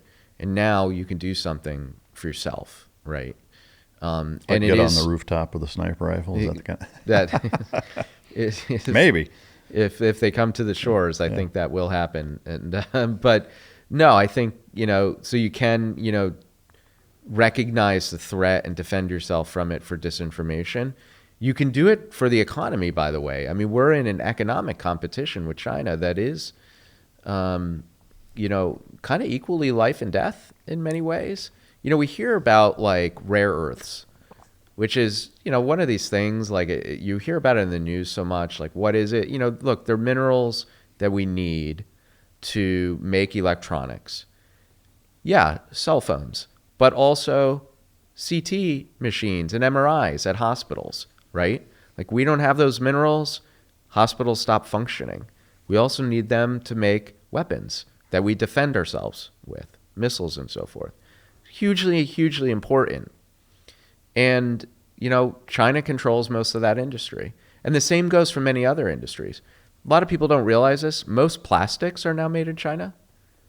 And I don't know if if you've walked into a hospital recently, everything's plastic. Our medical system would cease to function without plastic if we got cut off, right? So we've sort of given away these industries. So I think there's, beyond protecting ourselves through information tools, I think we can protect ourselves economically. And we all work somewhere. We all do something, right? We can all look and say, hey, it's not just that I have to do this cybersecurity thing because like I'm required to for my job. I'm also doing it to protect my company so that it doesn't go out of business and get taken over, by a Chinese company where all of that's going to be outsourced now. I want to protect my company so that it continues to function and I have jobs, right? And I personally have a job and my community has a job, right? Like this need to take cybersecurity seriously in that sense. Or if you're, an owner of a company, like, taking it seriously that your IP doesn't get stolen and that, just because you have an insurance policy protecting you doesn't, remove all of the risk for the rest of us. And if you have a chance to sell your company, there's, it is better to sell it to an American, or at least somebody allied with American than to decide just because China makes, a bid that's, 3% higher that you should sell to them. So these things where you can start to think about your economic life as part of our national security life can really help, again, protect the nation, protect the community. Yeah. Being both educated and disciplined in how you use your wallet can go a long way. Yeah. What haven't I asked you that I should have? What's worth talking about that we haven't covered? Drones. Drones, all I right. thought you'd ask about drones. What is your take on, I guess, the overall threat? Because it's one thing, I've had a few guests on that have developed companies who have developed war-fighting capable drones, not just kind of the offshoots that you hear a lot about. But, I think the most terrifying or concerning, maybe is the better word, thing for me is the volume of them and the inexpensiveness of a lot of them when it comes to a China or an Iran, where, China in particular is that they're so far ahead of us in terms of the manufacturing of them, the chip technology and the volume of drones that they're capable of producing, is that there isn't an air defense or any type of defense that in a capacity where you have 10,000, $200 drones launched from some ship that's still in international waters, to DC as an example, is that there's not a way to defend that. Similarly, though, I would imagine that just like a full-blown cyber attack is, nukes are coming out. If there's a swarm of 10,000 Chinese drones that wipes DC off the map, like, there's going to be some incoming awful damn quick that's what it's going to kick off. But what is your take? Yeah, I think we're in our first drone war. We drones have been around for a while. First of all, there was the Nazis created drones that they flew at the British, so it's not that that's new. And we had drones. We had the MQ-1 and the MQ-9 and so forth during the wars in Iraq and Afghanistan. But what's happened recently and really in Ukraine is people have realized how useful these things can be for all the reasons you said. You can produce them at scale. They can be very, very dangerous. You can have one single drone that can blow up a whole tank. That drone might cost $5,000 and that tank might cost $1 million or more. They can be flown remotely, but also potentially autonomously. And we've been kind of watching this drone war happen and built up a little bit, but now we're in the middle of one because the Iranians actually got really good at drone manufacturing. And we're selling many of the drones that the Russians were using. And we're watching what they can do, that they can shut down, the Strait of Hormuz. They can target all sorts of countries and get around air defenses, get around our air defenses on our own bases using these things. And I hope that this is the sign and the signal to everybody. I know a lot of people in the Pentagon take it super seriously. And there are a lot of companies now that have formed it, but now we see it for what it is. And the example that I would point to is Billy Mitchell, who was a Navy officer between World War I and World War II, and who realized that battleships would be endangered by aircraft carriers, warned the Navy, set up a exercise where he had an aircraft carrier defeat battleships, which it did readily. The Navy did not believe him. In fact, court-martialed him, kind of martyred him.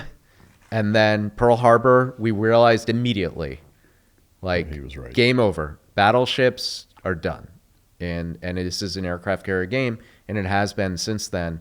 And I feel like drones are kind of similar, where for years people have been talking about that these things would be able to overwhelm manned systems like manned aircraft and so forth. They would defeat them just based on cost and scale and risk, right? You're not going to risk, manned aircraft or other vehicles. Drones, by the way, don't have to just be aerial. You can have terrestrial ones like, treaded vehicles and so forth. You can have surface and undersea drones. And hopefully we're realizing now that this is where it goes and we need to get there. It means we need to manufacture these systems. The way our military contracting base is set up, they preferred to make less big more expensive capable systems like aircraft carriers and manned bombers and so forth to make lots of small things is kind of new. I do think we can manufacture at this scale. We do it with ammunition, right? So we do have this ability. We just need to build it out. And I know the Pentagon is kind of working on how to do that. So anyway, I think it's kind of, if nothing else comes out of this, whatever we're going to end up calling it, war, skirmish in Iran, I hope it's that. Yeah. That it's the realization that this is the future of warfare and we need to be prepared for it, because it could be an existential threat. For sure. I think the biggest, hurdle that we face as a nation in terms of scaling large scale production of drones or autonomous, vehicles, et cetera, is the vertical with which they're produced, in that there are components that just frankly are not made in the United States anywhere. Like, and for a drone, let's say there's 2,000 different components in that drone, and 40% of them, there's not a single manufacturer for that part in the United States. Or even taking it a step further, there's not a single manufacturer for some of these parts other than in China only. Like, there's not even another country that makes them. And that's why I feel like we're so far behind the power curve in a way. I have no doubt that from a resource standpoint, manufacturing in terms of a facility or plant or training workers, et cetera, but there are certain components, whether it's some of it is rare earth, issues or just the actual component itself, that there's nowhere to get it. And that's our biggest Achilles heel right now, which I don't know how you combat that quickly. The worst part about it is it's a choice. Yeah. We can make a choice to do this. Almost all electrical and computer systems were invented by Americans. We used to manufacture all of this here. In fact, we were for many years the only manufacturer of most of this kind of equipment, and we offshored it, and we could get it back if we wanted to. I think that in the time of war, we would. Rare earths, for example, in many ways, I feel like what would be best is if the president was to call China's bluff and say, you want to cut us off from rare earths? Fine, do it. That's it. By the way, we're going to cut you off from a bunch of stuff. But if we just said that and we just went cold turkey, I guarantee you in 6 months we would produce rare earths. Yeah. If maybe it's just going and, it would cost a lot of money. We'd have to build some factories. But the DPA policies and laws within the Pentagon allow the president to literally order companies to go build these things, like build it or you will go to prison kind of build it. There are DPA laws where a president can take entire graduating classes from high school and say you will be employed to make ammunition, right? So we could do that. We could carve out a piece of North Texas or Utah and say, this 50-mile radius, you can build anything you want. Yes, it may become a brown site and we may have to clean it up later, but this is for the benefit of the nation. We have to do this. Go in there and do it. Or they could do it on a military base where it's already, frankly, pretty dirty, as you know. Well, is there a concern, though, with a policy or a position as an administration like that now not just crosses that line over into almost a socialism or a dictatorship type of government, but it's diving across it? And I understand the kind of damned if you do, damned if you don't, or it's the lesser of two evils. It's a situation where you can have that, or we can be wide open to attack. Pick one. Yeah, no, I think that's an insightful question. And, there's this balance that we've always tried to strike in America, right? Where we have this kind of more or less laissez-faire capitalist system, or we at least try to. We minimize the government intrusion into the economy. We do that in society and so forth as well. And because, if for nothing else, it's just more efficient, we're able to grow a bigger and better economy that way. So we try to minimize the government involvement. But under that, the reality has always been that we've had government involvement. The entire aerospace industry is essentially government sponsored. You know, the whole industry, I don't know what percentage of Lockheed Martin's, market cap is derived from, or revenue is derived from the government. I bet it's 90+%. Yeah.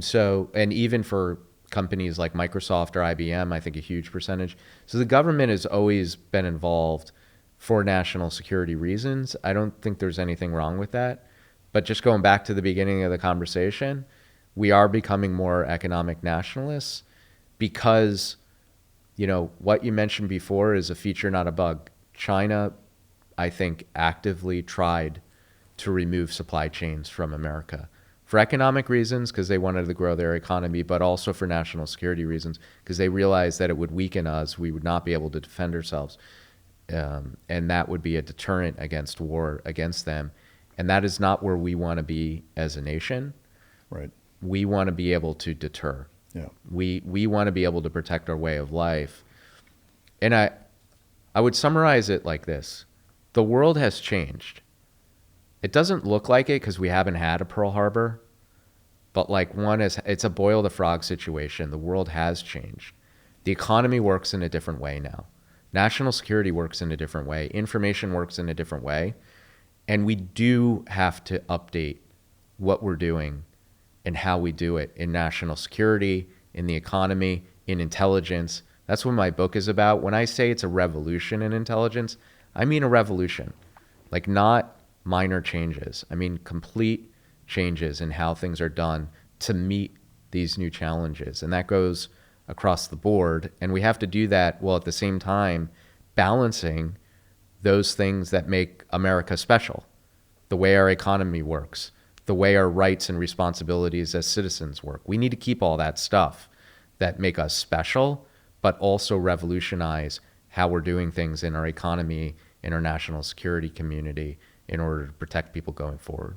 In essence, a complete overhaul, essentially. The book is The Fourth Intelligence Revolution. I encourage everybody to check it out. It's available on Amazon. Amazon and Barnes & Noble or anywhere you want. You can also look me up at anthonyvinci.com, and I have a Substack, 3 Kinds of Intelligence, where I write more about some of these issues as well. Anything else you want to talk about or bring up? No, thank you so much for having me and for what you do, by the way. I think these kinds of conversations are really important for America right now, like really getting into it, into the details. It can't be about, the 2-minute, buzzwords on like cable news. Yeah. Like in-depth conversation is how, we're all going to kind of figure out what's going on and really make up our mind. So I appreciate what you do. Well, yeah, I appreciate you saying that. That's the driving force behind why I do it, and I know I consume a lot of that primarily over almost all mainstream media for that reason, is that you just don't get the level of detail or authenticity with major corporations that have all kinds of hidden agendas and stuff. So I appreciate you coming and sharing your expertise and taking the time, and it's been a pleasure to talk with you. Thanks so much for having me. Yeah, thank you. To the listener/viewer, I hope you enjoyed it. If you didn't, you can choke yourself. And until next time, this is Mic Drop.